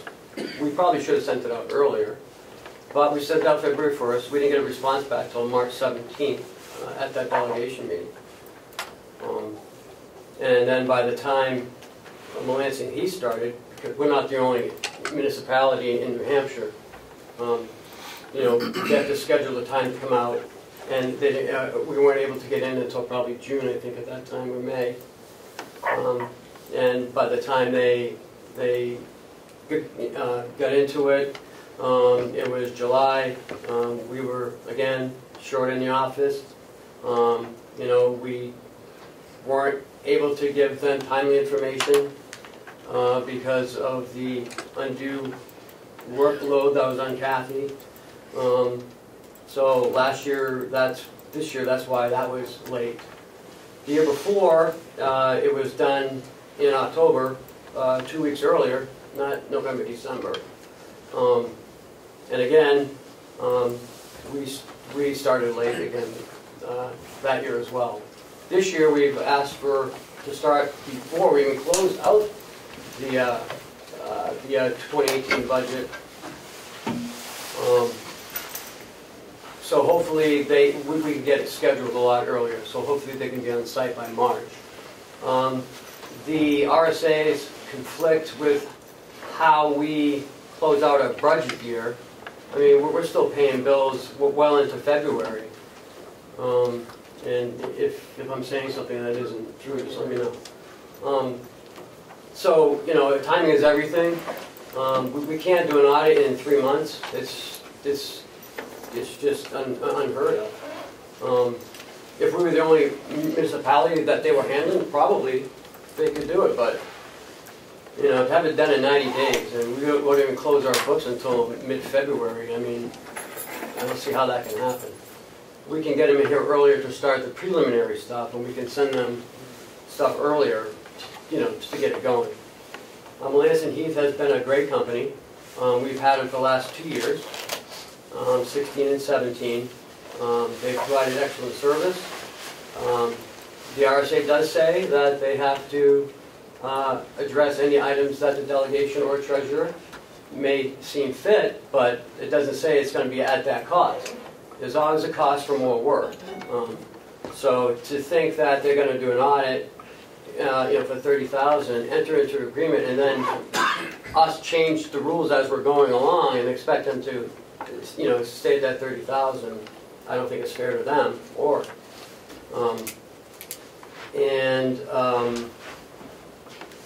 the RSA should be changed. I believe it should be at least till, you know, August. So that gives us at least 8 months to complete the audit. I think we can probably get it done by then. The audits have been going easier. They know us now. They don't have to, you know, they know who to go to for any information. They know how we operate. And they actually help us out during the year for no cost. I mean, they've helped Kathy out quite a bit. And they haven't charged us for that part of the service. Yes.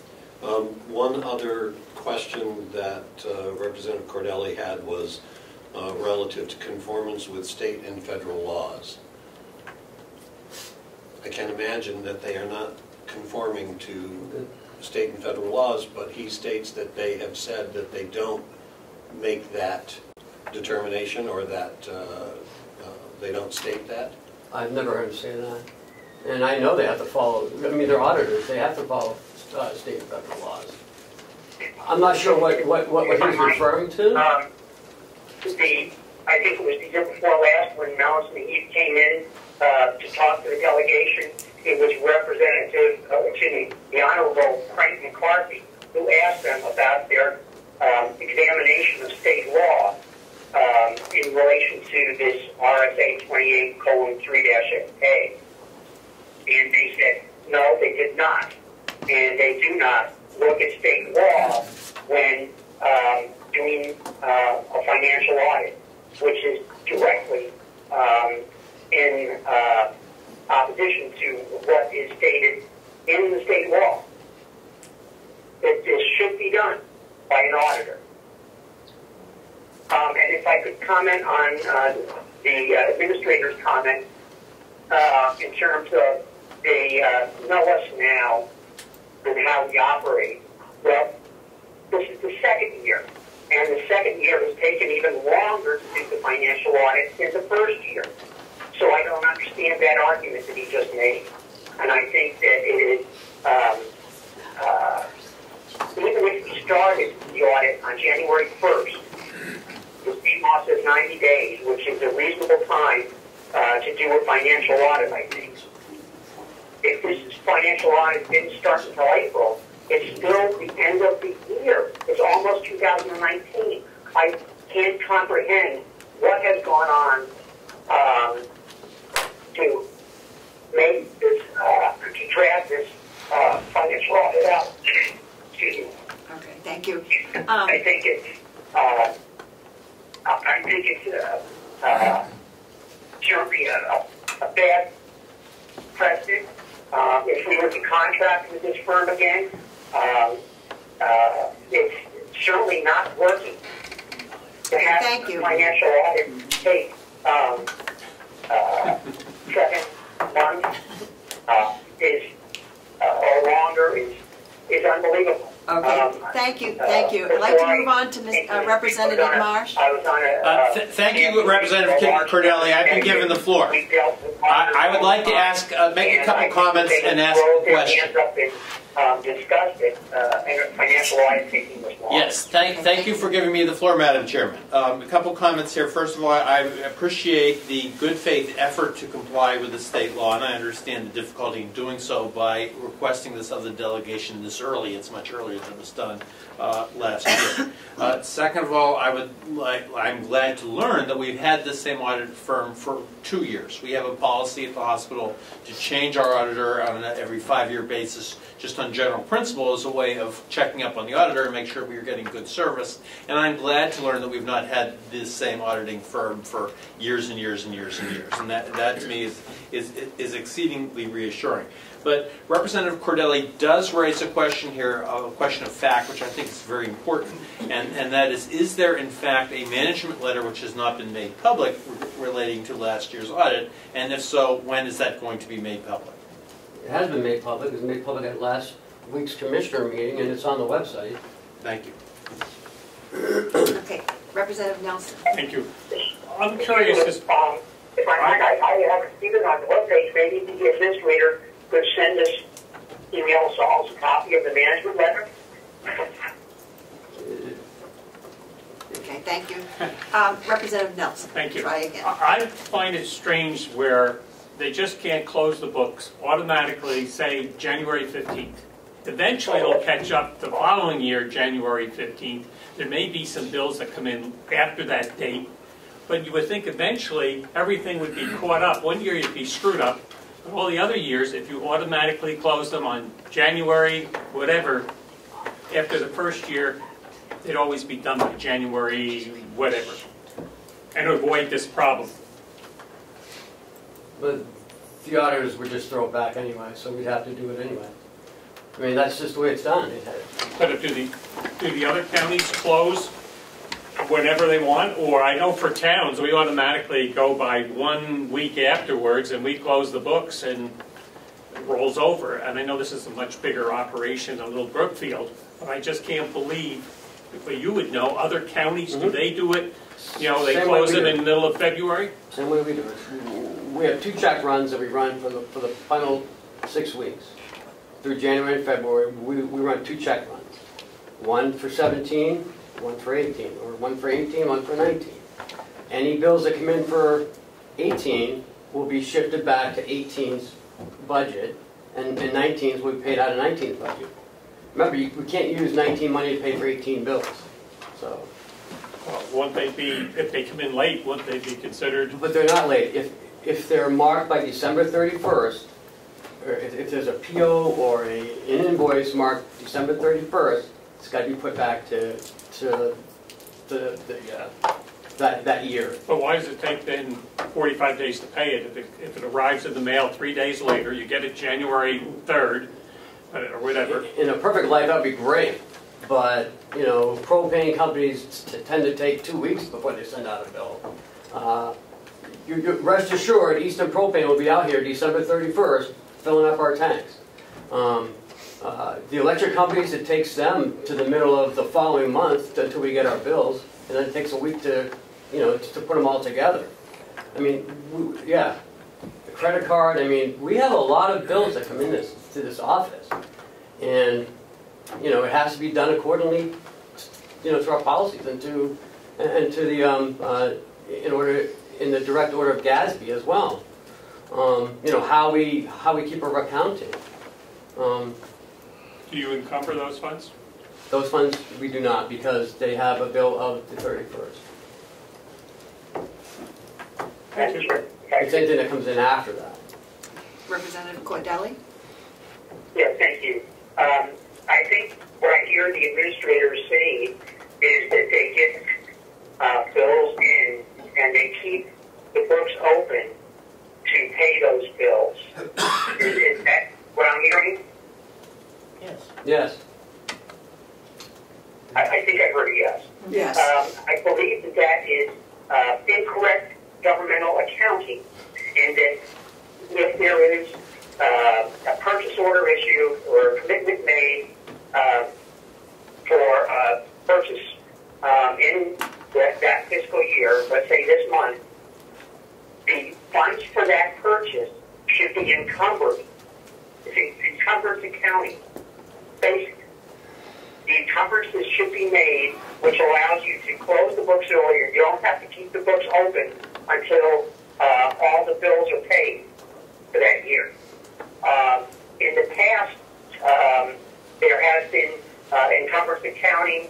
We had a list 2 years ago when we had a financial director who made encumbrances as should be done in governmental accounting.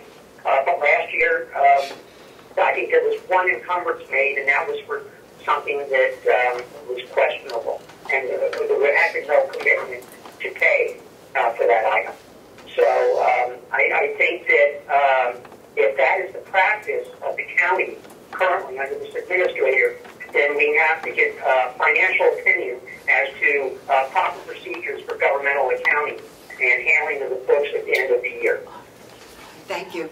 Representative Marsh. Yes, I just wanted to inform Representative Cordelli that I emailed him a copy of the management letter. I have a copy of it before me right now, and it says that there were no significant no material weaknesses discovered. There was a recommendation to improve controls over payroll disbursements, which was not considered to be a material weakness. So he has that available for his review.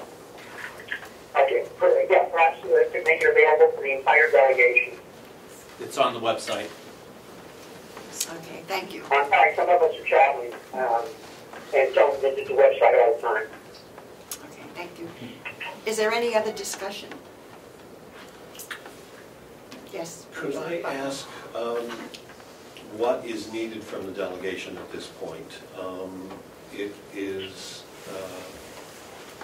it's clear that the administration intends to move forward with Mellons and Heath.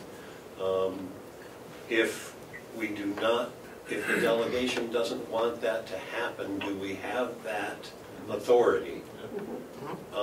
And if we do, then is someone going to make a motion that another firm be hired? That's a difficult question. And having worked in different situations, I know you can't find a person overnight who can come in tomorrow and start and do that, to contract, to number one, get proposals, go through all the steps. We would be probably into June before we could find someone who could do it. I'm not sure. But Mr. Hansel. We hire the auditor together, the commission. As a Senate. The commission is in the delegation, we do it together. The commissioners request of the delegation that they be supportive of our position that Melanson and Heath should be retained again. If you don't want to do that, then you'll have to consider what else we would join together with. But the commissioners are doing this very basic thing to try to get the ball moving faster. All the different things that play into its, to the delays is, we can piece it together piece by piece. I appreciate you bringing it to us earlier, which hopefully will make things move faster. Yes, Representative Marsh? Yes, just to give some guidance here. There's a significant cost to switching auditors because the auditor that you have had has grown accustomed to your systems, they've learned to communicate with your staff, and there would be a cost to the taxpayers for switching auditors. That's not to say that it shouldn't happen on some sort of a periodic basis. I said at the hospital we use a 5-year basis. One of the things that we did at the hospital is we sometimes would switch partners within an auditing firm as opposed to switch auditing firms, because there is less of a cost involved in doing that. The times that we did switch auditors, what we did is we studied the issue somewhat in advance. So I don't think it would be at all inappropriate for a subcommittee, perhaps consisting of a commissioner and a couple delegation members, to discuss the subject and look into choices for the next year and still go forward with this auditing form at this point in time. So they could come forward with recommendations to us in a much more thought out manner than could be done on the spur of the moment today. Thank you. Are there any? Thank you. 1 minute. First? Okay. Yes, Representative Cordelli. Thank you. I'd like to make an amendment to the motion. Okay. I would amend the motion by adding that Johnson Heath visit the next delegation meeting to discuss timelines for financial audits in compliance with RSA 28:3-A.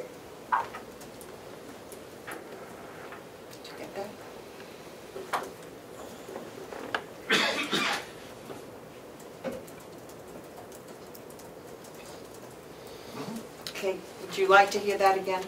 It's not clear to me that a motion was made. Did you? Yeah, we make do it? have a motion. Right. So Yes, if we did I have. made a motion. Right, we have Yes, a we do motion. have a motion on the floor. There's been You made have a and motion, seconded. and you also have an amendment added by Representative Cordelli. Right, Second so, that amendment just for the second discussion. thank you. So I would just like it to be read out so that make sure everybody heard it. in the entirety, please, because I didn't get that initial one. Glenn, can you say the RSA again? 28:3-A.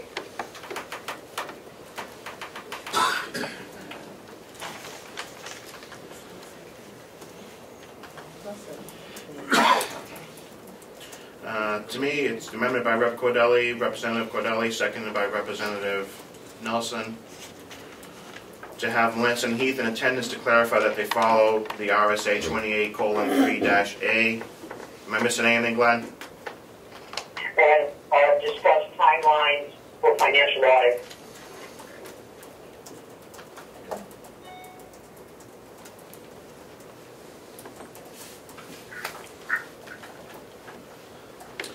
To have Lansing and Heath in attendance to clarify that they follow the RSA 28:3-A and discuss the timeline for financial audits. Anything else? Thank you. You're welcome. Did you want to hear the initial Please. I was just going to ask for that.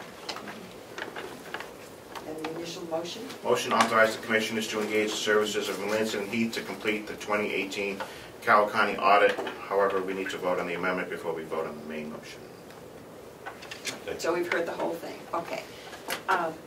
We have the motion has been, the amendment has been made and seconded. All those in favor? Can we repeat it again? Discussion. We have the amendment by Representative Cordelli, seconded by Representative Nelson, to have Melanson and Heath in attendance to clarify that they follow the RSA 28:3-A and discuss the timeline for financial audits. Is there any further discussion on the amendment? Yes. I just have a clarification. Thank you, Madam Chair. So if we're voting on the amendment, then I guess we just hired them, right? I mean, No. We'll do the amendment and then the motion as amended.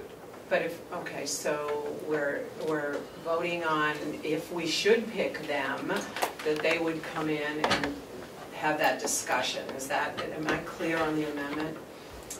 Is that what you're saying? That appears to be so, yes. Okay. all Well, right. the amendment is what the amendment is. Yes. Thank you, Madam Chair. So I don't have any objection to asking a firm to come in to clarify and educate us but I'm not comfortable with having it as an amendment to this motion because I think if for some reason they couldn't come, that would hold up hiring the firm. Just think it muddies the situation too much. Thank you, Madam Chair. Are there any other thoughts? Representative, oh, sorry. Should ask Representative Cordelli if he wishes to remove his amendment. Representative Cordelli, do you wish to remove your amendment?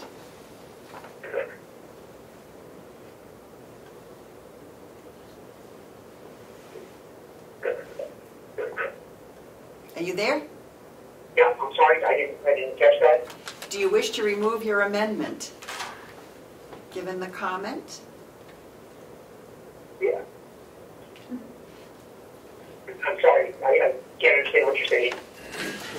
Would it be possible to change your amendment to not specify a date, for example, the next meeting for them to come in case they're unable to come on that date? I would accept that change to the motion, the amendment. I word that, but everybody understand? Hold on, go slow, make sure it's right. Let's make sure it's right.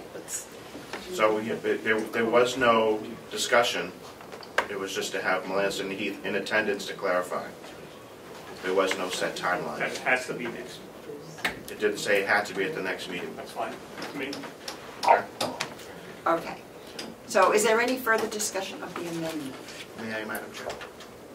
Please. Glenn, there's been a suggestion that your amendment be made into a full motion after we've either hired or to allow to engage in the services of Melanson and Heath, instead of having your amendment to that motion. Do you agree? Yes. Okay, so you withdraw? Would you like to withdraw your motion on the amendment? I withdraw the motion. So we're back Withdraw to your second? You withdraw the second. Okay. So we're back to our original motion, Glenn, of allowing the authorization to authorize the commissioners to engage services of Melanson and Heath to complete the 2018 Carroll County audit. If I could, then I will have the ability to add another motion based on my amendment. Right. Correct. Yes, we'll entertain the motion after we vote on this one. Right. All right. Is there any further discussion on the original motion? Yes. This is the final year of their 3-year contract?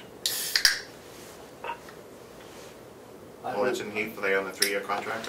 I don't think so. They have no contract with us? I don't think so. Year to year? I'll have to redo it. I thought, Year to year. did you guys sign a 3-year contract? Usually it's done on an annual basis. Just want to make sure. I will check into it. Representative Hupton.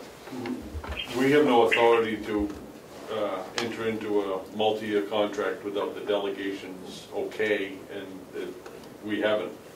We may have an understanding, but that's not so much as a contract. We have to go through this process. So On them, yes. Right.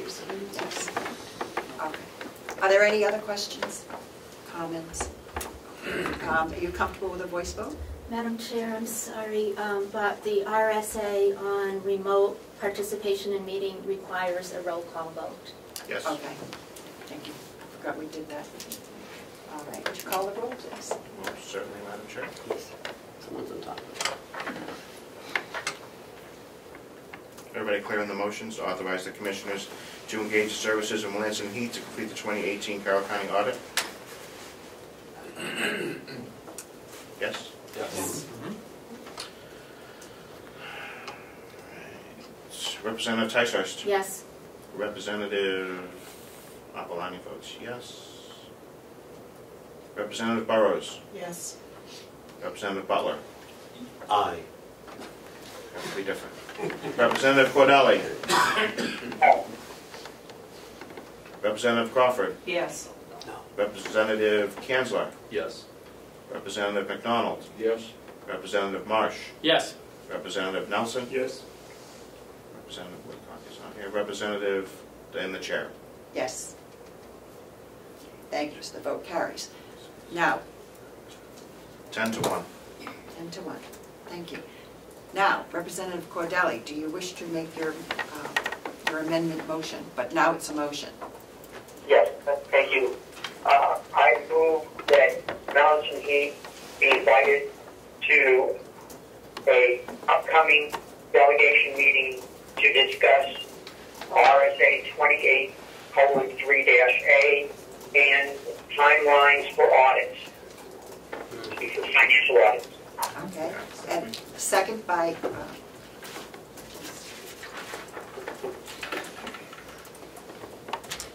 okay. I'll reread it, if that's Yes. okay, Madam Chair. Seconded by Yep. Representative Nelson. To have Melanson and Heath in attendance to clarify that they follow the RSA 28.3 and discuss the timeline for financial audits.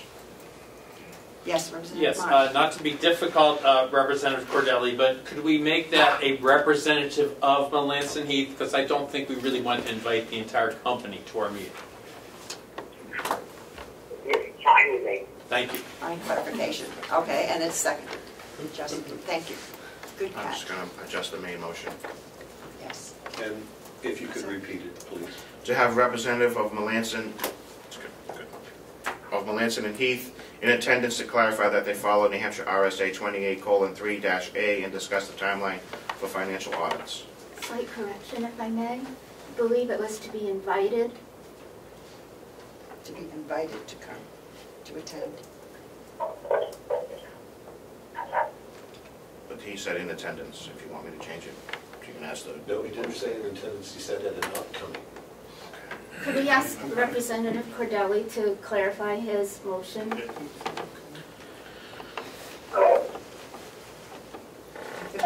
Would like you to clarify my motion? May I, Madam Chair? Yes. Would you please repeat your motion? I was confused. I thought we were inviting a representative of the firm. To an upcoming meeting. Is that what we were asking for? Yes. What was the reading of the motion? The motion I have, Representative Cordelli, is to have a representative of Melanson and Heath in attendance to clarify that they follow the New Hampshire RSA 28:3 and discuss the timeline for financial audits. Is that what your intentions were? Yes, it is. Is this Okay, time for and we have- discussion? I'm sorry, is You have this a- time for discussion? Okay, if you want further discussion. Please. Yes, Thank you, Madam yes. Chair. I don't believe the delegation can compel a firm or a representative of a firm to attend their meeting. I do believe we have the authority to invite them to attend. Excuse me, but we're hiring this firm. If they don't want to come in and talk to us, I think that's a significant fact. Yes, I was Representative just going to Burrows. say, it might be more expedient to address this with them in correspondence or outside of this meeting. I'm not sure we need a delegation meeting to go over this. Excuse me, but I'm a little bit mystified. Who would ever hire a consultant and then have the consultant refuse to come in to talk? I don't understand. I'm not understanding the reason for this conversation. It's inconceivable to me that they would not come in. We hired them. We're paying them. And they're not going to come in to talk to us?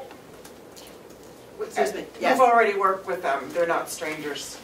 Usually when you have an ongoing consulting arrangement, there is a relationship. Right, there is. If you need clarification, you can do that offline. And I think our motion is we invite them, so Yep. we will see what's convenient for them. Okay, thank you. Yes? I don't believe that Representative Cordelli agreed to the invite. I thought he did. No. He wants it in attendance. Well, if people don't agree, you can vote no. You certainly Okay, can. so we'll do a roll call vote. We- So, do you want to hear the Everybody motion? clear on the motion? Is everyone clear on the motion? Okay. We'll do a vote. Representative Ticehurst. No. I will vote yes. Representative Burrows. No. Representative Butler. Yes. Representative Cordelli. Yes. Representative Crawford. Yes. Representative Kanzler. Yes. Representative MacDonald. No. Representative Marsh. Yes. Representative Nelson. Yes. And the chair. Yes. Motion carries, Madam Chair. Okay, thank you. So the motion carries. Do you wish to remain on? Thank you very much for indulging me to conference into this discussion. Okay, and thank you, and have a safe trip. Thank you. Have fun. Thank you. Okay, the next item on the agenda is the subcommittee assignments, and for the public, we will get the committees posted on the website, and I would just quickly, I will go through them and read what they are. There are some slight changes made in the composition of the committees to spread the work out a little bit differently. The multi-1 UNH extension outside agencies, DPW and Farm, has 3 members. Representative Ticehurst is chairman, and Representative Bucco and Comeau are the committee members. The Nursing Home Annex Elder Services is Representative Butler is the chairman, and Representatives Nelson, Burrows, Marsh, and Cordelli are on the committee. The Jail, House of Corrections, Sheriff, and Dispatch. The chairman is Representative Knirk, with Representatives Ticehurst, MacDonald, Woodcock, and Crawford as the members. The County Attorney, Victim Witness, Medical Referee, and Registry of Deeds Committee. The chairman is Representative Bucco as chairman, and Representatives DesMarais, Abamani, Ticehurst, and MacDonald are the members. And the multi-2, which is the one that we tried to cut down and make a little smaller, is the Commissioners, Administration, Building, Treasurer, Special Fees, Long-Term Debt, Capital Reserves, County Convention, Information Technology, and Capital Expenditures. Bill Marsh is the chairman, and the members are Cordelli, Butler, Woodcock, and Kanzler. And 2 of the committees have already scheduled January 18th. And they are the nursing home and the multi-2 committees. And they will be meeting, I didn't have the times for those meetings. I know you said 9:30 for the nursing home? Yep. 9:30. And 1 in the afternoon. 1 o'clock? 1 o'clock. And 1 o'clock for the others. And I'm hoping that the chairs will get going and schedule their meetings so that we can get the budget moving forward a little more quickly. Madam Chair? Yes. May I have a moment to announce Sure. my committee? Sure. Thank you, Madam Chair. I just would like to let the public know that the multi-1 committee meeting is tentatively scheduled for Monday the 7th at 2 p.m. It's not been confirmed yet.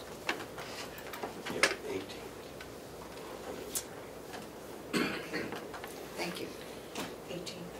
9:30. Now, I also sent out the delegation coordinator job description to people. It's something that we did not have approved, and we did send that out, and I'm wondering if anybody had any questions or concerns. Yes, Roseanne Butler. Thank you. I can't get into my computer, but as I recall, there was, I think point number 7 was that the chair, executive committee, and delegation members could make a request of the coordinator. And it just seems to me that requests should go through you or the executive committee and not come independently from the delegation, just so that there is a management of the coordinator's time. So if it could be clarify that those requests need to come through the executive committee or the chair, that would be great. Were there any other? Yes. Motion. Sure, we had, that's right. I'm sorry. So I can make a motion. I'd like to take the coordinator position under advisement for the delegation to make this suggested changes to the chair so that it can be worked on further. Okay. Is there a second to the motion? Representative Nelson, would you like to speak to your motion? No, I think it just needs more work. There's questions, and I think it's the first time some of the new members have seen it. Maybe they have some ideas or some other things. Plus, there was page 1 of 2, and I only got 1 page. There was nothing on page 2. There was nothing on page 2. Nothing on page 2. So I just want to make sure that we have the complete, and has this been approved? That's the other question. So she's working on it. Yes. So, under advisement. Okay. Thank you, Madam Chair. I just wanted to say that I have a number of edits that I would like to propose that would help to clarify and simplify the essential job functions. So I would love to have an opportunity to work on that more, and I would also really like to speak with the current holder of that position before we move forward. Okay. So we'll take it under advisement. And if I could just comment that I recall this job description being promoted and proposed at the end of the last delegation. And I know that Ms. Siemens has been involved in putting it together. So I think edits will be fine. And I think she'll be able to function fine until we vote on it at the next meeting. And we can postpone it to the next meeting. But Melissa has been, Siemens has been working on it, so just so that you know, she has been involved. So we will take it under advisement and hold that to the next meeting. We do have to vote on it since it has a motion. Yep. So all those in favor of the motion to take it under advisement, please say aye. Aye. Opposed? Thank you. You noticed that she said, please say aye, not yes. Thank you. Sorry, that's whatever tradition we're used to being a part of. Okay, is there any other business or issues that would like to be brought before the meeting? Yes, ma'am. Yes. I'd like to address our generator concerns. So we have funding for our generator. We've been doing a lot of research as we've been trying to get prices. It seems that we are not going to be able to go with a propane generator, not enough horsepower.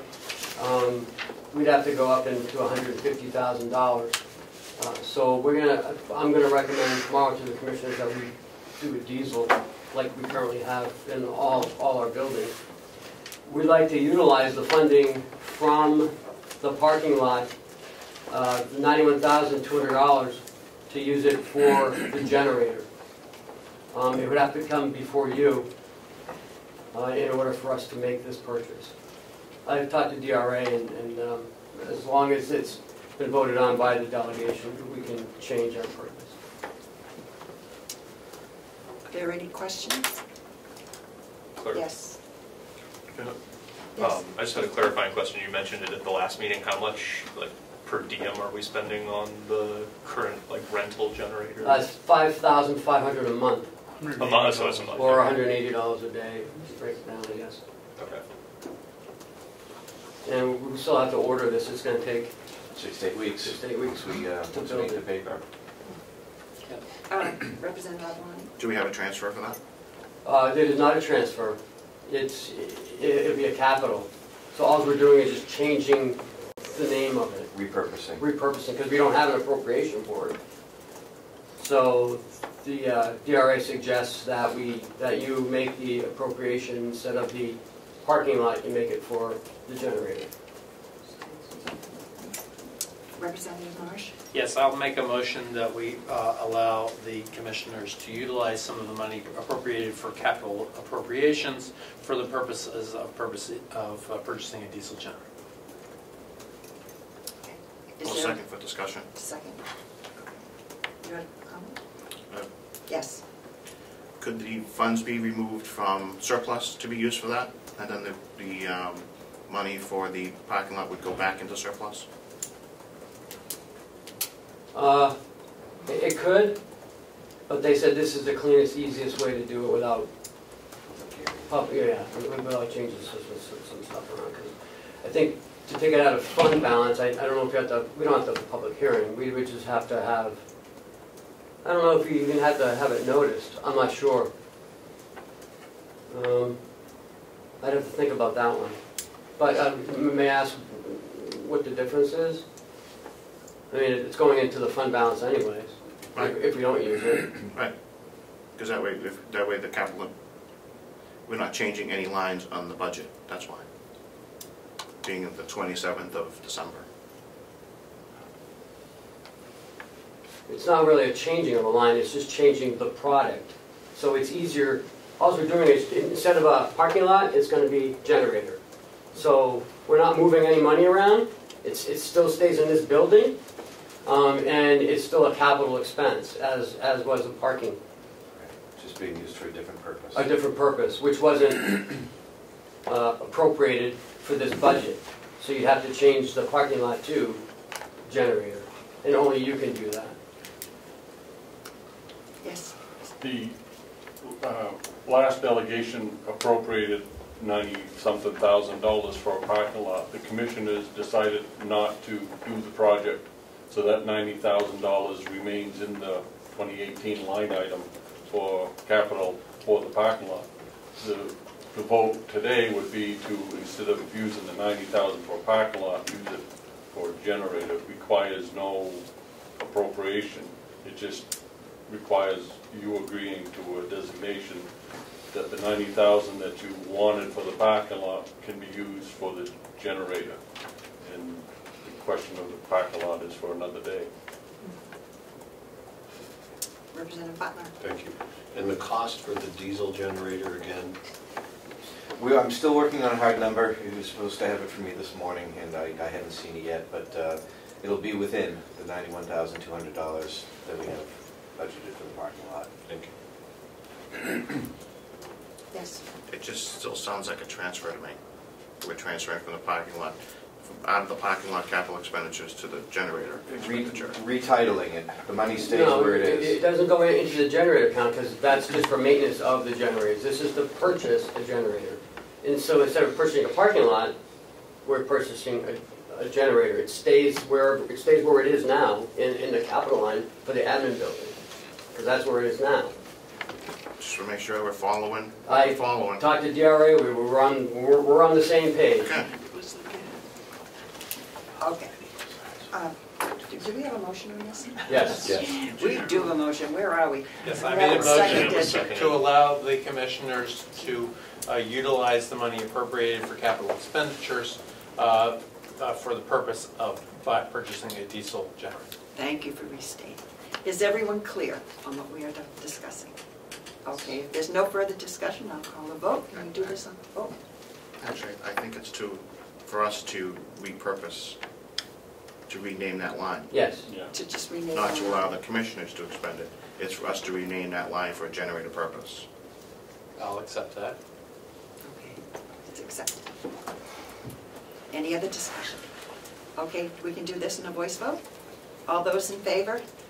Aye. Aye. All those opposed? Thank you very much. Is there Thank any you. other Thank you. business? Thank you. Is there any other business to be brought before the delegation while we're here? Yes. Thank you, Madam Mr. Chairman. Babs. Madam Chairman, I've been coming here for about, very consistently for 20 years. And we've been running this place on a shoestring. And I hope that when you and your subcommittees get together, you will consider an emergency contingency fund or some such thing that can only be used in a strict emergency. So we don't have to, we can go do it, but then we have to wait till the delegation to approve it if it's an emergency.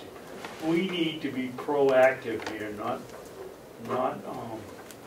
reactive. We've got a boiler downstairs that's leaking. You can go through out to the parking lot and see the two buckets filling up with water on a daily basis. It's leaking out of the system. We've had a septic problem over here in the jail a couple of weeks ago. I know we've been promised by former chairmen that there'd never be an emergency, and we've had quite a few of those. And we've got to do something that makes some business sense. And it isn't to cut. It's to spend some little money to prevent the problem. Madam Chair? Yes. Can I ask if there is a line in the budget that is being proposed for such a use? Okay. Just one clarification. So you did not include it in your budget? Of course not. No. Okay. Okay, and then, any other comments? Okay. Thank you very much. So I would like to open public comment. Yes. Madam Chair, I have just a brief announcement for you all. Mountain View Community Nursing Home last week received formal notice from the Centers of Medicare and Medicaid Services, CMS, that we are now back to a 5-star rated nursing home. And that is with congratulations to Laurie Tatro and all our nursing staff who made that possible. That puts us in the top 10% of nursing homes in the country. And it's quite an honor, and it doesn't happen by accident. It's staffing, it's quality standards, and it's survey results. And we've done well thanks to them. So congratulations. we can all be proud. Certainly, we're delighted to see that. Oh, that's right too. And we also, our consultant dietitian, Lisa Garcia, was also recognized in the state as being the foremost nutritionist in the state for 2018. So we congratulate her as well. That's wonderful. Thank you for sharing. Is there any other public comment? Yes. Thank you, Madam Chairman, members of the delegation. I am here to say goodbye. It has been a wonderful experience for me. It's been my honor to have worked with you and to work with the fine people of Carroll County, the staff, and all the people that happen to cross our paths. I leave really respecting so many people for the hard work that they put into what they do. A lot of it is unnoticed. We tend not to really celebrate the good work, the quiet work, as much as we announce the problems and the difficulties. But I want to just point to Ken and his staff. They're some of the most hardworking, trustworthy, dedicated people that I've ever met in government. The nursing home is just an outstanding facility. Our jail is, it leads the state. Jason Henry has not just the professional means and dedication to running a good correction facility, he also has a heart for the people that come his way. He is not a judgmental man, he's a caring man. And we see that throughout county government. I encourage you all to look for the future with a new attitude, a new tone. The things of the past, leave them in the past. And I'm speaking to Commissioner Babson right now. Just forget about all that other stuff for a minute, and look at the brightness of the future. We have a delegation of new members who are going to learn and they're going to see through their own eyes and through their own lenses and their own experiences. And I think what you'll all see is a very, very good operation that serves people at a level of government that is not often understood. So I leave thanking you all for all that you do and wishing you all the best. God bless each and every one of you, and I'll see you around somewhere. Thank you very much. Thank you. Any other public comment? I see none. Good. So I have a motion to adjourn. So moved. Second? No. Don't need a second. I'll second. Wait, okay. Thank you. So thank you all very much. And after short... We did. We were in convention. We were in convention. So now after a short break, the executive committee will meet because we do need to approve the transfers. The executive committee.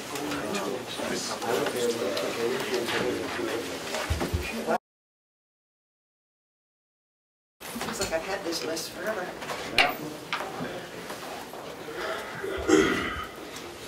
All right, request 22. Are we ready? Yep. All right, Howie.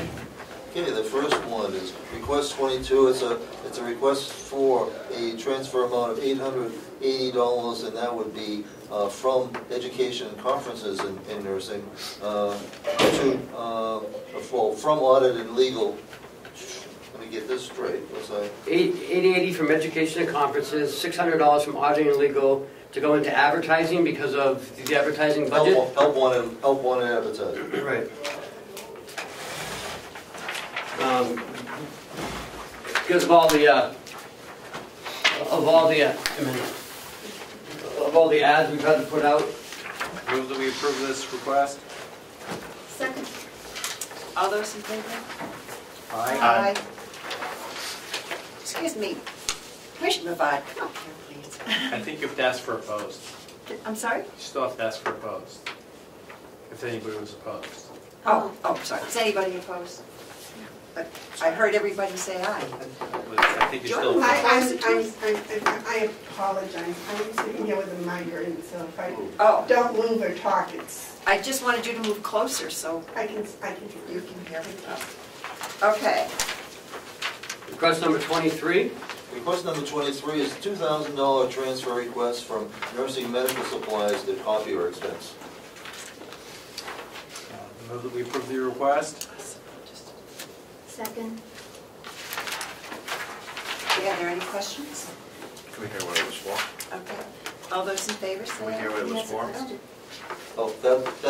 It's actually for increased copier supply. You know, what we're finding is, this being computerized doesn't mean less paper. As we formalize policy, procedures, printing costs, essentially in-house printing costs, were greater than anticipated. Thank you. Can I sign these up? Okay. Okay, the next one. Number I think we 24. have to call the question. We didn't vote on it. I did. I said, all those in favor? Okay. Aye. Aye. All those opposed? Number 24 is a request for a transfer of $47,100, still within payroll, from the L&A salary to overtime salary. So this is for L&A, so overtime. Correct. But it still stays within payroll. Okay, so Make a motion to approve the request. I'll second. Okay, all those in favor? Can we hear what it was for? Yep, this is to pay for overtime. But so it comes out of regular salary into the overtime. People have had to work overtime because you haven't had enough people, because you've been trying to hire the Correct. people, which you've been advertising for. So exactly, and also it means you underutilize the base salary line. Yeah. Yeah. So it stays within the payroll. Okay. So we'll try again. All those in favor? Aye. All those opposed? Okay, the vote carries. Request number 25 is a request. Hold on. Okay, can we just hold just one minute? Give the clerk a chance to catch up. The first, who made the motion to approve the first request 22? No, it didn't. Was it you? Representative Marsh? Who seconded it? Representative Ticehurst. So you guys did the first three? Yes. Yes. Yes. We just follow the pattern. Okay. And we did vote. Okay, let's sign these out. The next one, please. Are you ready for number 25? And that is a request for $40,500 to come out of the nursing salary and go into agency, which is nursing agency. So we had open positions with left surplus money in the salary line, but increased agency left a deficit there for $40,500. Move that we approve the request. Second. Any further information or questions? Yes. Because he said what it was for. What's your question? What's the number that we're approving? $40,500. And going into line 514023. What's the line on that? That is agency. That's agency. Is it 355,000 that was Yes. budgeted, or is it 2? No. Because we've had a transfer before, actually I think this is our third transfer. This is what it's up to now. So I crossed that out and put, so you guys know, you know, how much that's going, because each transfer you make, you're changing that number. Right. So it's up to 355,000. That I was going to question it. Oh. Good. Yep. We're spending almost 750,000 between overtime and agency this year. Yeah, it's outrageous. Agencies are so expensive. Oh, it's ridiculous. But there aren't any nurses. You got to get them from somewhere, or else you could staff your nursing home with something else. Right. You have to steal them. Okay, that brings us to request 26. Number 26 is... Do we Oh, vote I on 25? I thought we did. All those in favor? Aye. Aye. Thank you. All those opposed? No. Number 26 is $500 that come from education and conferences and to go into office supplies. Need a motion? Move that we approve $500. I'll second. What? Thank you. And can we have an explanation? Yeah, we'll have an explanation. The explanation there is just a rebalancing. Office supplies were off by about 500, and education and conferences were very light. Thank you. All those in favor? Aye. Aye. Opposed?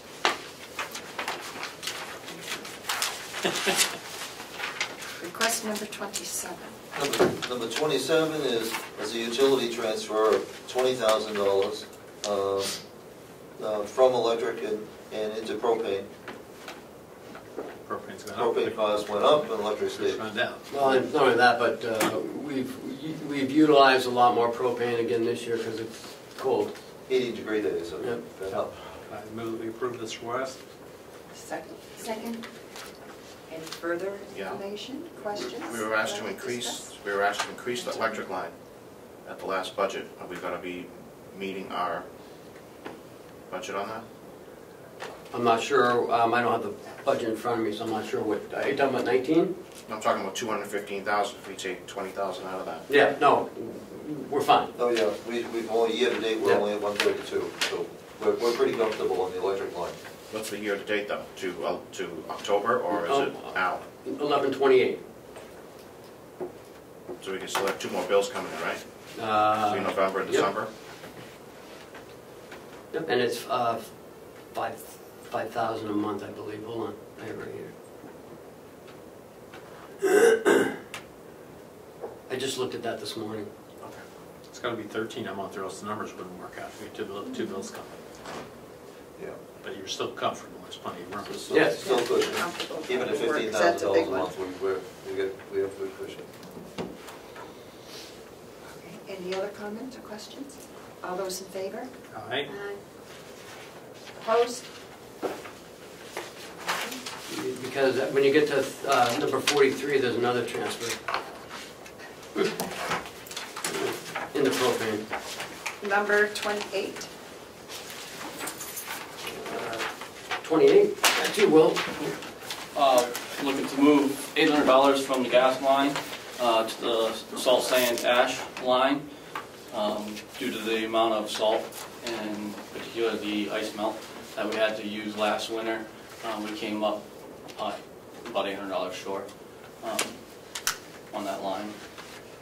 We strictly use salt on the roads. We don't use sand because of the cost incurred in the spring to have to sweep it all up, and it ends up getting on the grass. And so we switched to salt 3 years ago. And we also use a pre-treat, which is created by made by brine. So we have yet to use it this year because it hasn't been. The asphalt wasn't warm enough.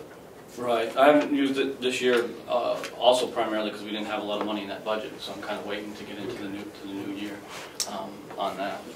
Move that we approve this request. Second.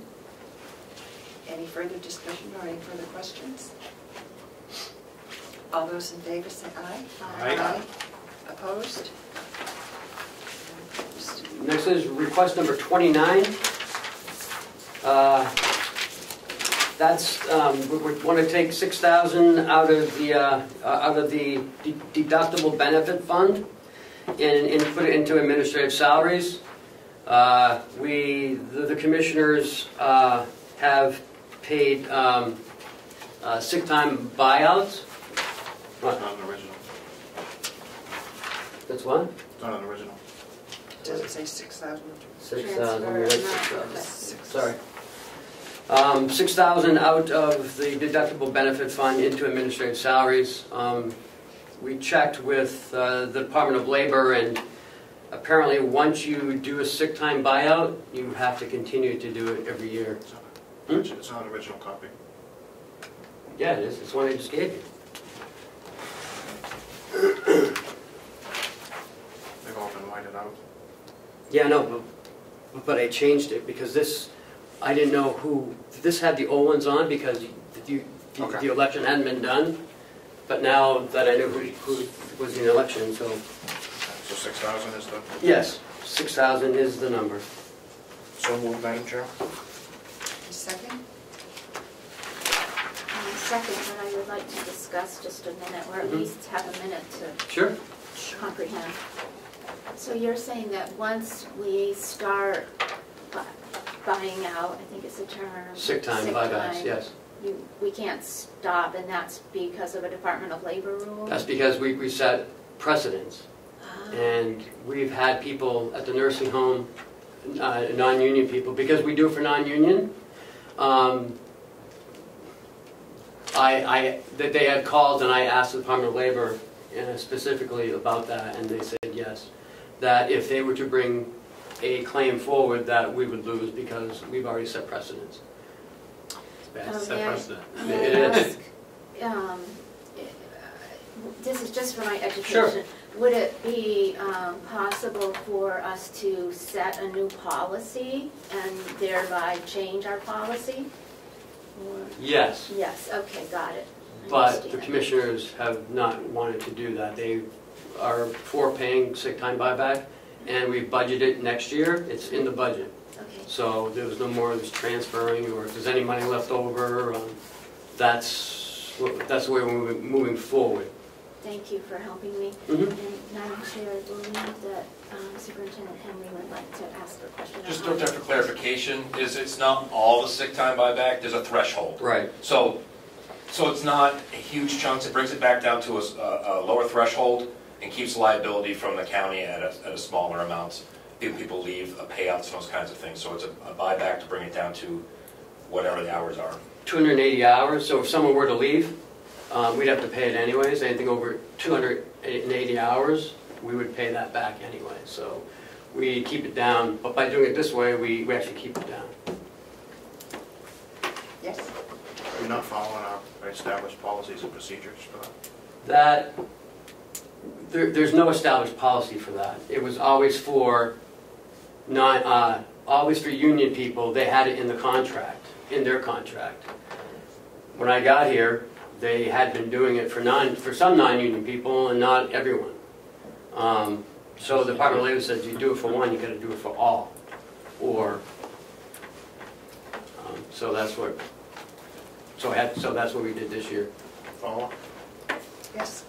You're going to be looking at the personnel policies and going forward with that to make sure that non-union and union are classified the same, so we're not doing this again? We're not doing it again because it'll be in the budget. The commissioners have set a policy, and we have it now, that they will do sick time buybacks to help reduce that cost at the end of the termination.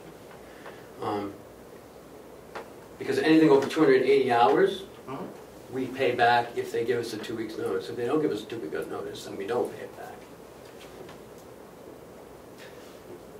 If I might, the rationale behind that is it reduces sick leave. It reduces the stress in the nursing home and the jail where people have to be replaced. And then union members have to be, when they're take sick leave. Because before, I think the policy was anything over 280 hours, if you didn't take it, you lost it. So people would be using up their time. And this way, the non-union gets buyback the way that the union members do. This might get involved. May I? Yes. Indulgence? Yes. The labor law is very specific, Mm-hmm. and we've had to deal with it numerous times. Mm-hmm. And our personnel policy states that we have a 2-week notice. Mm-hmm. Has that ever been challenged? No. Nobody's ever brought a suit saying that No. I left within 10 days and No. didn't get my buyback? No, and I talked to the Department of Labor of that. They said as long as you don't set precedents, if you don't do it one time, we don't have to pay them anything by law. That's what they said. But if you have it in a union contract, you have to. But if you don't have it in a policy, you don't have to pay anybody anything. Correct. It's what you establish in policy. Right, because it's an employee-employer relationship Right. when it comes to a personnel policy. Right, so if you don't give a 2-week notice, you don't get anything. You don't get your vacation or sick time. Is that in the union contracts as well? Yes, no, in your contract, you have to work here 10 years in order to get any payout. So if anyone works here from 0 to 9, they don't get it anyways. It's you have to be here 10 years in order to get anything when you leave. So the new personnel policy, when it comes out, will be uniform to union and non-union to match that policy? No. Because you're setting the precedent, if somebody's here 5 years, gives you 2-week notice, they get this severance payout. Right. But a union member that's not here for 10 years won't get a severance payout.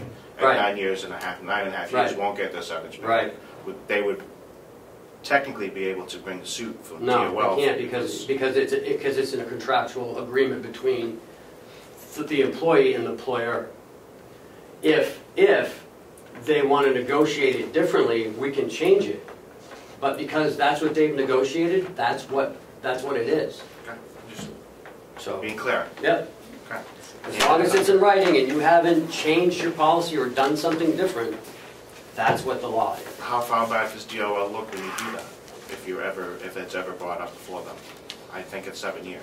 They said if we've ever, for instance, someone didn't give a 2-week notice and they were a great employee and they gave a 1-day notice and we paid them out because they were a good employee, we'd have to do that for everybody. Correct. But because we haven't done that and we're not going to do that is not setting precedents. If someone gives a 2-week notice, no matter if they're a good employee or bad employee, they're going to get that because that's what it is in the policy. Just making sure we're all on the same page. Oh, trust me, we're not going back to that again. Thank you. Absolutely. Okay. Thank So you, Madam Chair. you're welcome. So I'm going back, we are on 29, Yes. the $6,000, just to make sure we're all clear. Are there any other questions? All those in favor? Aye. Aye. Opposed? Thank you. Listed number 30, which is a request for a $200 transfer from administration salary to administration overtime. Receptionist is the hourly staff member, and you don't think, but by the end of the year, when all of a sudden you held over a couple minutes every day, because the phone rings as you're heading out the door, it translates into mandatory overtime, and in this case, it was $200 more than we planned for to take us to the end of the year. Okay, do you have a motion? Move that we approve. Second? This is Discussion? this transfer is just a courtesy transfer, right? No, anything over $1,000 within interdepartment has to be brought before you. And we've already done many transfers in this department over $1,000. If it was under 1,000, yes, it would just be information only. Thank you, just so everybody, Okay. all the new Are members there are any now. other questions? All those in favor? Aye. Opposed? Representative Marsh. We're staying consistent, so Okay, good, because it's easier for me. makes it easier for you. Okay. Request number 31. Number 31 is for $500 from salary and dietary to the dietary consultant line. We don't employ a registered dietitian. We contract with a consultant dietitian. Works out very nice for us. Yes. This past year, we converted our software to point-click care, and in that was some unexpected. And it was an opportunity to upgrade an awful lot of menu items and to introduce it into it. So it added some costs that we hadn't fully anticipated. But we do wonderfully at keeping our registered dietitian to an average of 8 hours a week. We are about a third of what many other places are doing. Thank you. Move that we approve this transfer. Second. Discussion. Are there any questions? Have we made change? I'm sorry. Okay. Do you have a question? I'm sorry, I just didn't understand, so one more time. So we do or do not employ a dietitian? We do not. We do contract not, for it. But we have it, a big line here. Oh, I know. Yeah, dietary and dietitian are not the same. Is that correct? I educated myself. Thank you. Have we transferred into this line before? Within this department, yes.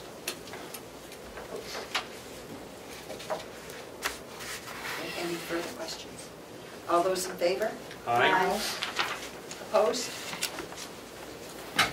Thank you. 32. Number 32 is another small adjustment, a $300 request from medical supplies and services into medical equipment repair and maintenance. Move that we approve this. Second.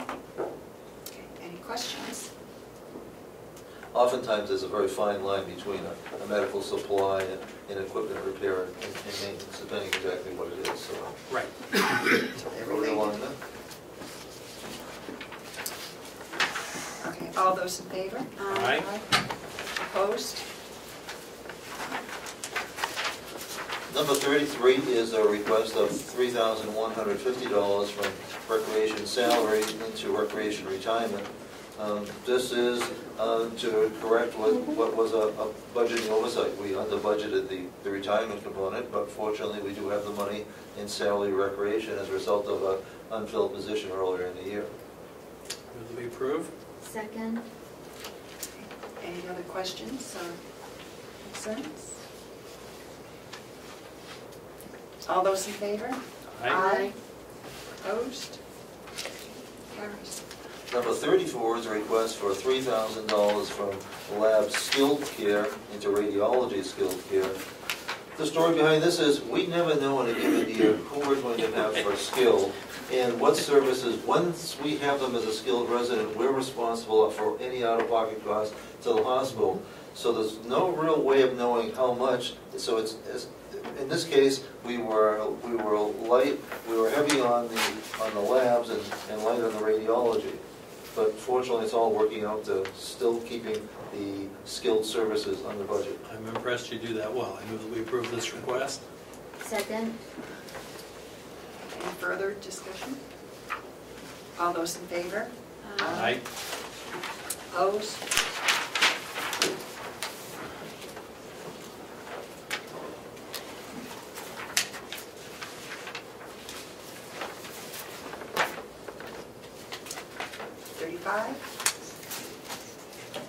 Am I going in the right direction? Yep. Are you settling on?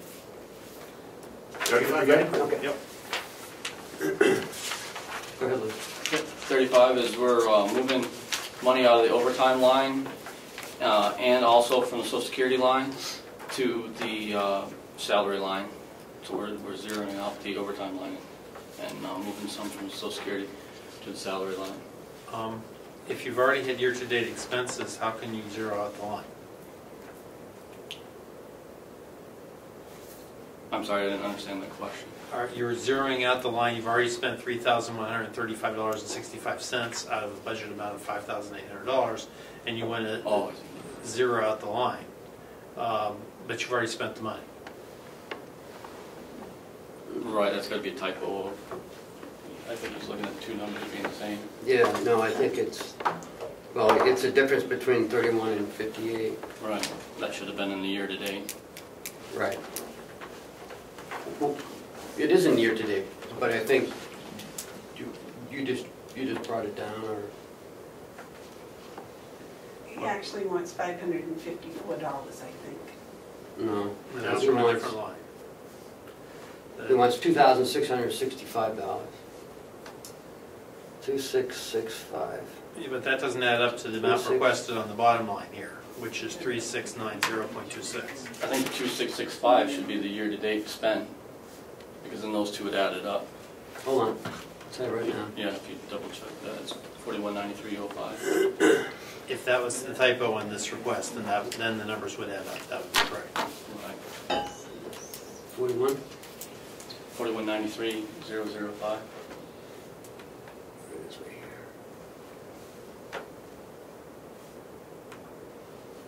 Why are we moving this money to salaries? Because when there's only myself and one employee in this budget, but if he works overtime and if he doesn't physically work over 40 hours, it doesn't put it in the system doesn't put it in the overtime budget. It puts it in the salary line. So instead of paying them at time and a half, it ends up paying them straight time for those hours over. So trying to keep the overtime, and I thought that I didn't know that. I thought it went into the, if it's over, I thought it paid that over. So trying to keep the overline budget good. We thought we were doing good, and then we realized, no, it was the computer's taking out of the salary line, not the overline budget, and therefore we have to move that money down. Are you anticipating going over on the salary line by the end of the year? Because your expense on the salary line year to date is $87,000 and change, and you still have $101,000 and change left on the line. So it doesn't look like you're going to go over on that line either. Right. These numbers are estimates that I got with Kathy to figure out, and she said as long as I keep him exactly at 40 through this whole month, which we have, then this will work out. Okay. So Representative Marsh, you are correct. It is that way. It's reversed. That's all. The expense year-to-date number on the 1, 2, 3, 4th line is what's incorrect. Right. It should be 2664. Okay. With that clarification, I move that we approve the request. Second. Any further questions or discussion? The numbers still don't add up.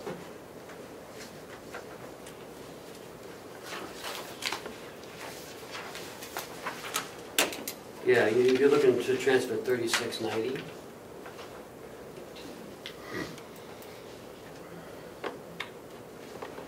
Social Security. We also can't approve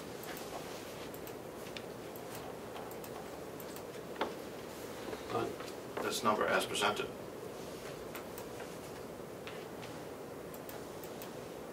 Hold on a second, just one second. Let me fix it on here. Can we come back to this one? Would that be okay? Yes, let's pass over number 35 and come back to it later. So shall we withdraw our motion? Yeah, did you withdraw your motion at the moment? Nobody seconded it. Oh, I did. Yeah, Okay, I'll Susan withdraw my did. motion. Don't they add up to 3690? I'm off by 3 cents. They can figure it out and come back to it. Okay, we'll come back to it. Okay, request number 36. 36 is based off of when you change the salary, then the medical and retirement, Social Security, those things change obviously because they're based on a formula. So we should skip this one until we do number 35. Sure, I guess. Madam Chair, I also have a question about this one before we move on. Okay. It also says 4704 on the bottom. It says 2 will zero out. I also don't understand what that means.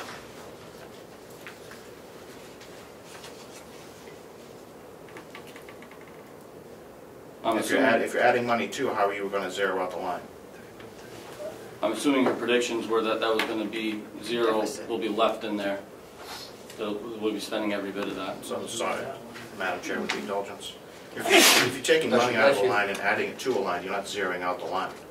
Correct. So no, she's zeroing out the amount. Looks like there's a deficit. And that brings it to budget.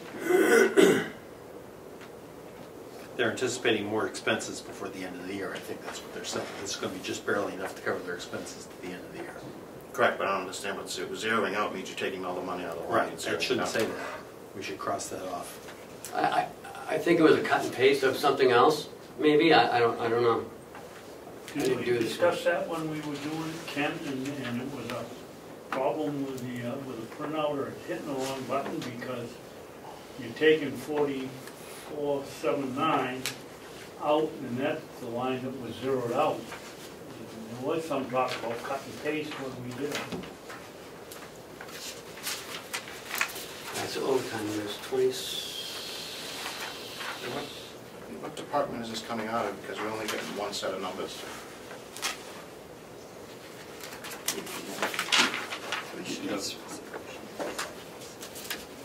Is there an A, B on that one?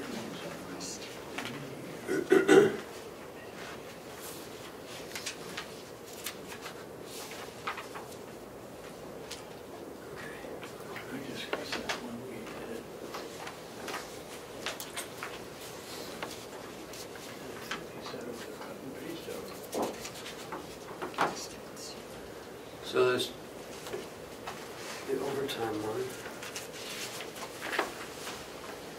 It's 2664.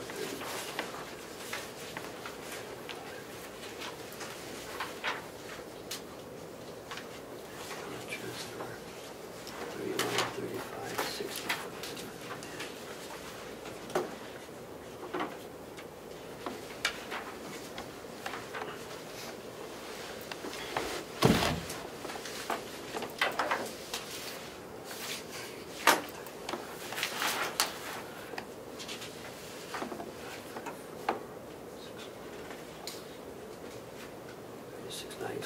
Yeah, okay.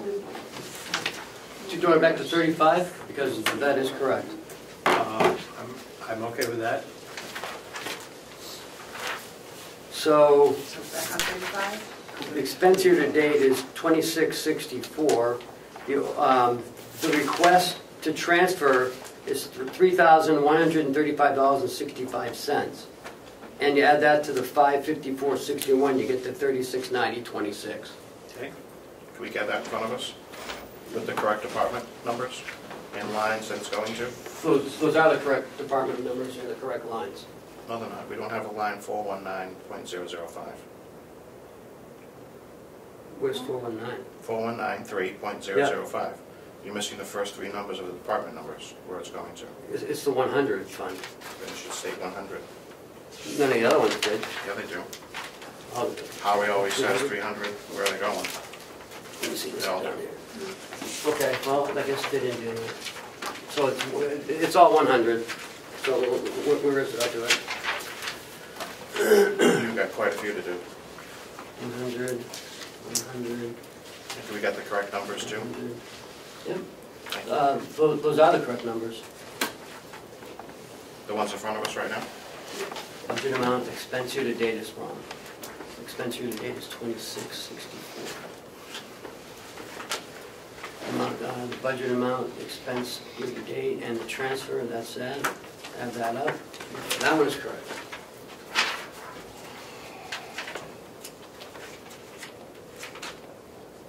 $31 and 5 gets you $36.90. So the expenses, the overtime expense year to date was incorrect. Yes. Yes. And this is Then they're going into line number 100s, which is DPW. Yes. Which is the 100 fund. The nursing homes are 300. 100.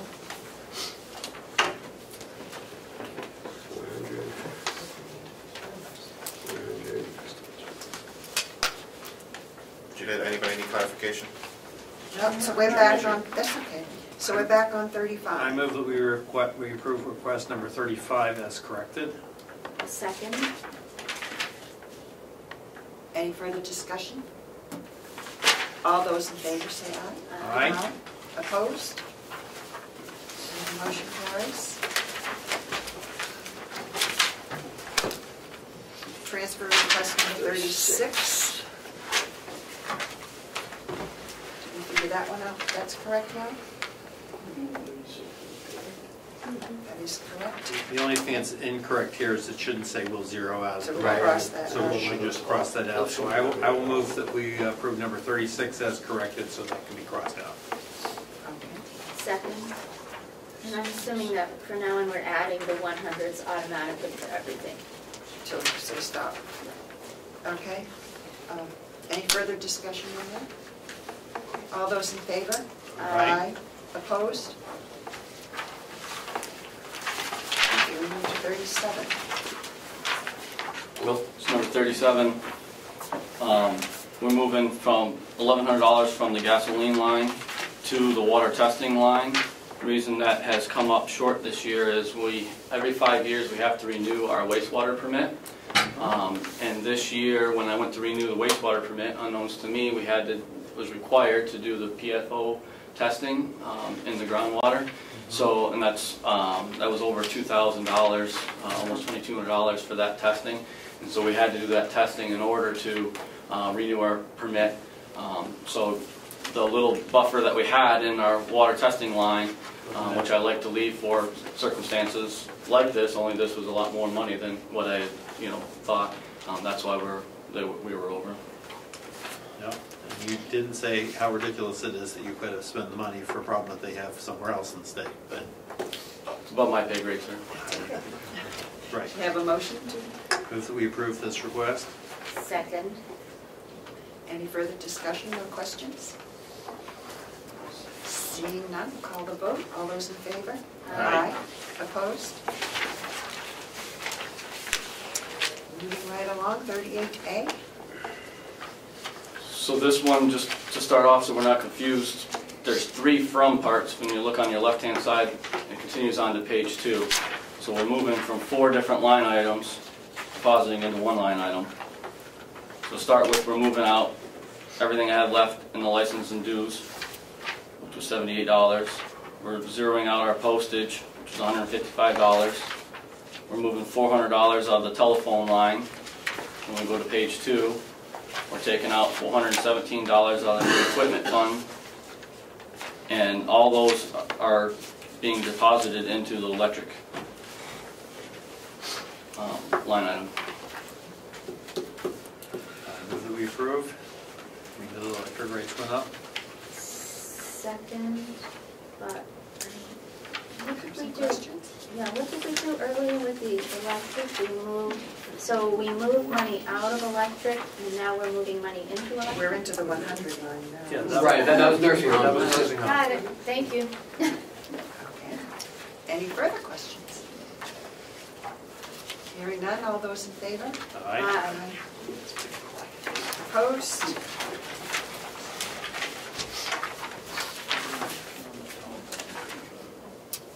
$39A. So again, this is a two-part one. Moving $232.84, which zeroes out my line in the chemicals. We're also out of maintenance and repairs. We're moving $955.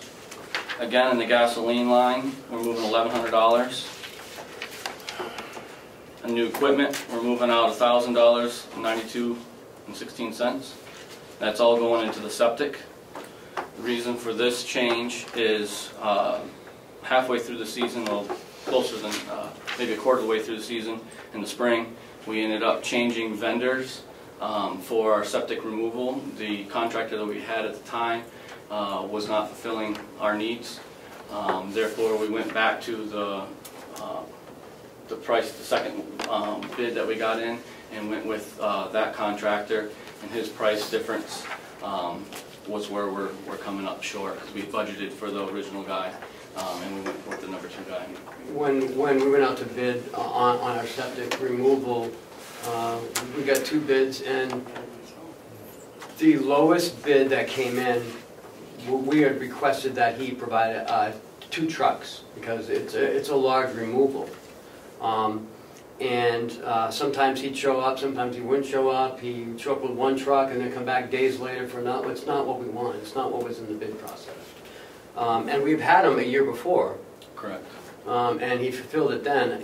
I think he was just not able to keep up with that cost. So we had to go back to our old vendor, which was a little higher. But he did reduce it by $500, his original bid. But it was still a couple thousand more than the separate. Are we going out to bid again this year? Yeah, oh yeah, we have for the last 3 years. And this page wasn't signed by the commissioners? Because it was just 1 of 2. So right, they had signed the first one, but I just didn't want it to be confusing. Well, the last one, both of them were signed. Right, but then I told him I think it would be too confusing, so that's why I crossed out Commissioner Hansels. It was supposed to be just 1. I didn't want it to look like it's 2 separate two separate transfers. Well, they have to approve moving money out of this account into this account. Well, if they, yeah, but by signing this, they would have. You know. Want to make sure, Yeah. just making sure we're staying straight. They did, and if that's the way you guys want it, fine. We just have to put more lines in on some of the pages, in case you need a second page. Making sure we're not setting precedent. We're not setting precedent. May I suggest that maybe when you're in your subcommittees this year that you don't pinch people's budgets so tight that at the end they have to move $100 and $200 to make things balance. You know, this budget was pinched really tight. Just a suggestion. Take that under advisement. May I have a motion to? Motion is to approve transfer request 39B. Second. Are there any further questions or concerns? Seeing none, all those in favor? Aye. All those opposed? So it is approved. That brings us, I believe, to request 40. I'm turning my page as well. I'm asking to move $3,000 out of our 100-6100-025. Make sure I'm clear. Thank you. Thank you. $3,000 down to 100-6100-065 electricity, and this should be enough to carry us through for the rest of the years with the billing. Move that we approve. Second. Any questions or further discussion? All those in favor? Aye. And opposed?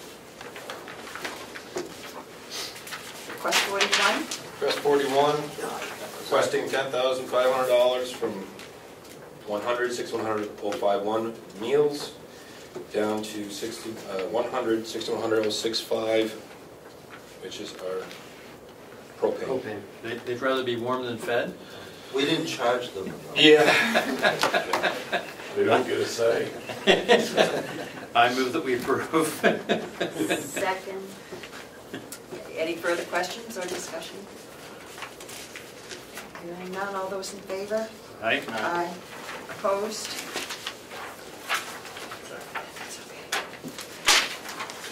Okay, we're on number... Next, motion we're number carries. 42. Yes.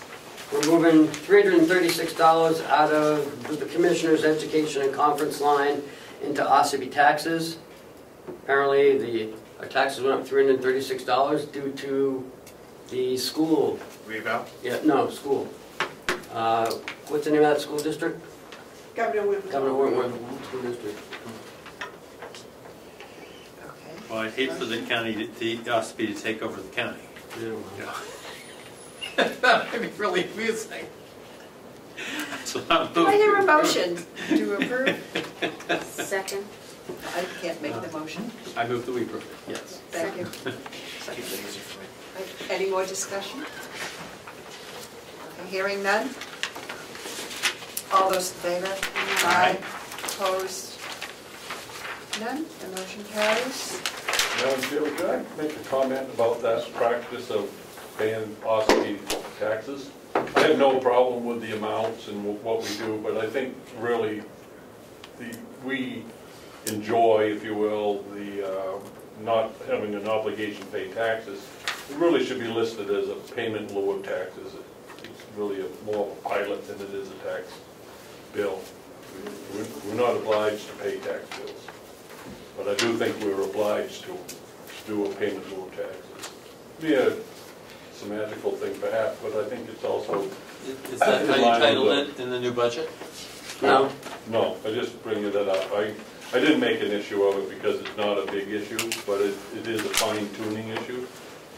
The county does not have to pay taxes. Thank you. Okay, number 43. Number 43 is a transfer of $15,000 from insurance, where we have a surplus, back into heat in the form of propane, where we are still in need because of increased heating degree days and increased cost per gallon. $15,000. Get 4 blankets. That's right. More blankets? 4 blankets. There's that. I move that we approve the request. Second. Okay, Any discussion? Insurance, what line, what is insurance? Is that the regular liability Yes. insurance, or is that health and dental and? Liability. Usually you budget it before you've gotten the quote, so. We don't get the quotes until, July? Yeah, No. late in the year. no, June? no. We just got the quote for next year last week, so, For 19? yeah, So we'll be able to adjust the budget for yes. that? But I think we're pretty close. Any further questions or discussion? We did do the motions, didn't we? That was a lot. Okay. Back up to 43. I know. Any further questions? Okay, I think we did the motion on that one before. Punching in. Okay, all those in favor? Aye. Opposed? Although it's not as much as 2015. No, it was not. It was over 130. Yes, there were. So thank you very much. I think, is that all of them? Thank you, yes, ma'am. We have on the list, okay. Motion Thank you. to adjourn, Madam Chair? Just one quick thing before I do need to get my name correctly spelled. And I use my nickname when talking about my official signature. I use my proper name. So I would like to have the name fixed for my signature. If there's nothing else that we have to discuss, I have a motion to adjourn. So moved. Second. That's my job. Thank you. And the meeting is adjourned. Thank you.